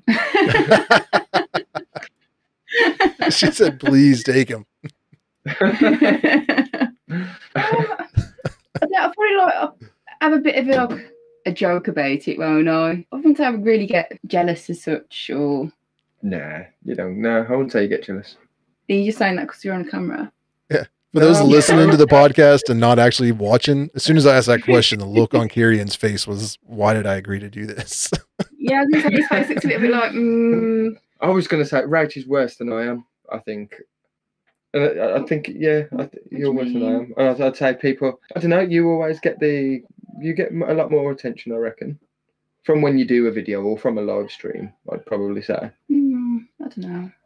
I don't think so. Yeah, I don't know. We're not jealous, though, I don't think. Anyway. She's never told me off. No, we just want each other more than anything else. Like we said, life's too short for, you know, I think because I'd see everything that kind of goes on there anyway, and because you're quite sociable and I'm not, I just kind of leave you to it, to be honest, really, don't I? Yeah. Awkward moment. I should have left that question off. I didn't mean to. I would tell you the answer, but I can't, because she'll hit me after we finish the podcast. She'll beat me up. Can you believe it? So, I'm fearing for my life.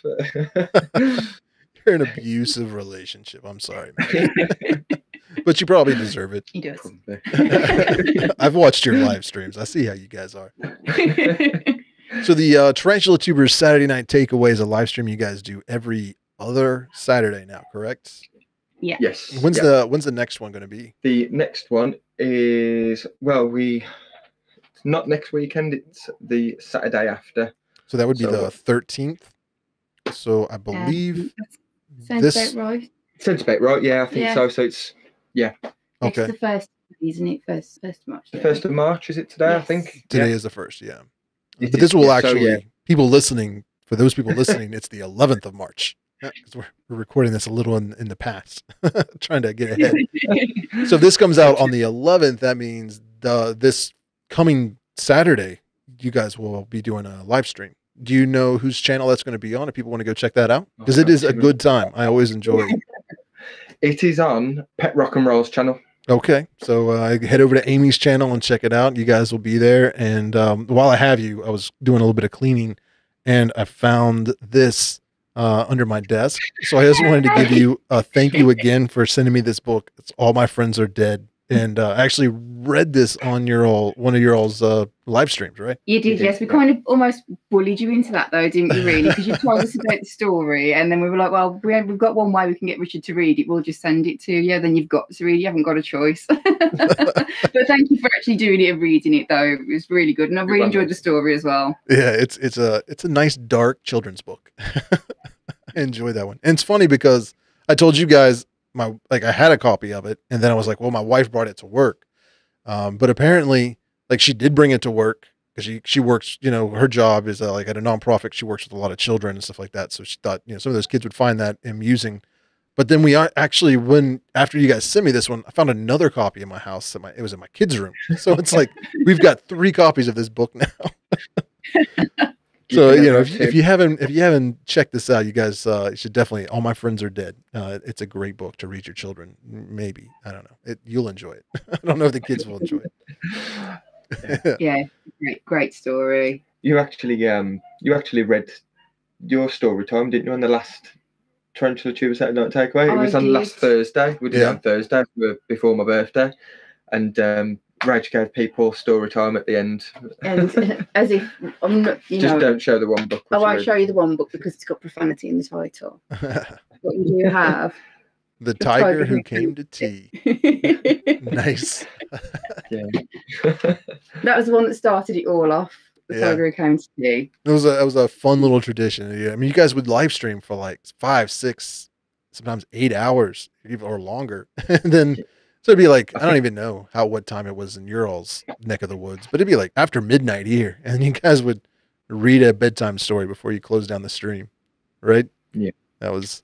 Yeah. I think my favorite part was JoJo falling asleep while still on camera. We've done that to a few people now. We've actually had a few people pass out to sleep on camera whilst Rachel's reading the book. It's quite amusing. So we make sure we get screenshots of everyone. Yeah. Definitely. I'm not sure if it's my amazing storytelling skills or my dulcet tones, but it works either way, so it's got to be a result. That or the copious amounts of alcohol they consume through the entire stream. Or could be that. Yeah. Not that we encourage it at all. Not to take anything away from your very relaxing voice. Well, guys, I really appreciate you all being willing to come on here and talk to me and get a little uncomfortable with some of my nosy questions. But this has been a lot of fun. It has been great. Thank you for having us, dude. It means a lot, man. It's awesome. Yeah, this has been very interesting. And, anybody listening, definitely go check out their YouTube channel. If you're watching on YouTube, I've got all that linked below. Like on the video, you can see it scrolling across the bottom. I'll also have their channel and everything linked down in the description. If you're listening to the podcast, make sure that you follow, leave a comment, all that fun stuff, kind of help promote that. And you can find the Exotic Pet Collective on Apple Podcasts, Spotify, Google Podcasts, pretty much anywhere you listen to podcasts, you can find us. And so make sure you're following and leave a review, because apparently that helps get the word out there. And if you want to stay up to date on all of the new content, just go to my website, tarantulas.com. There you can find links to all the videos, podcasts on both the channels, as well as Instagram posts, links to all my social media, and a full merch store. So definitely check that out. Guys, again, it's been awesome. I really appreciate you all doing this. And I'm actually going to cut this podcast up into smaller, like little 10-minute videos and put that out on my main channel too. So keep an eye out for those. We'll find the most embarrassing parts of our conversation to put on there. Thanks, Richard. Thanks for that, dude. I do what I can. Well, thank you guys for coming on, and I appreciate everybody listening. And I guess we'll just see you all next Thursday. Goodbye. See ya. Catch you later, dude. Bye bye.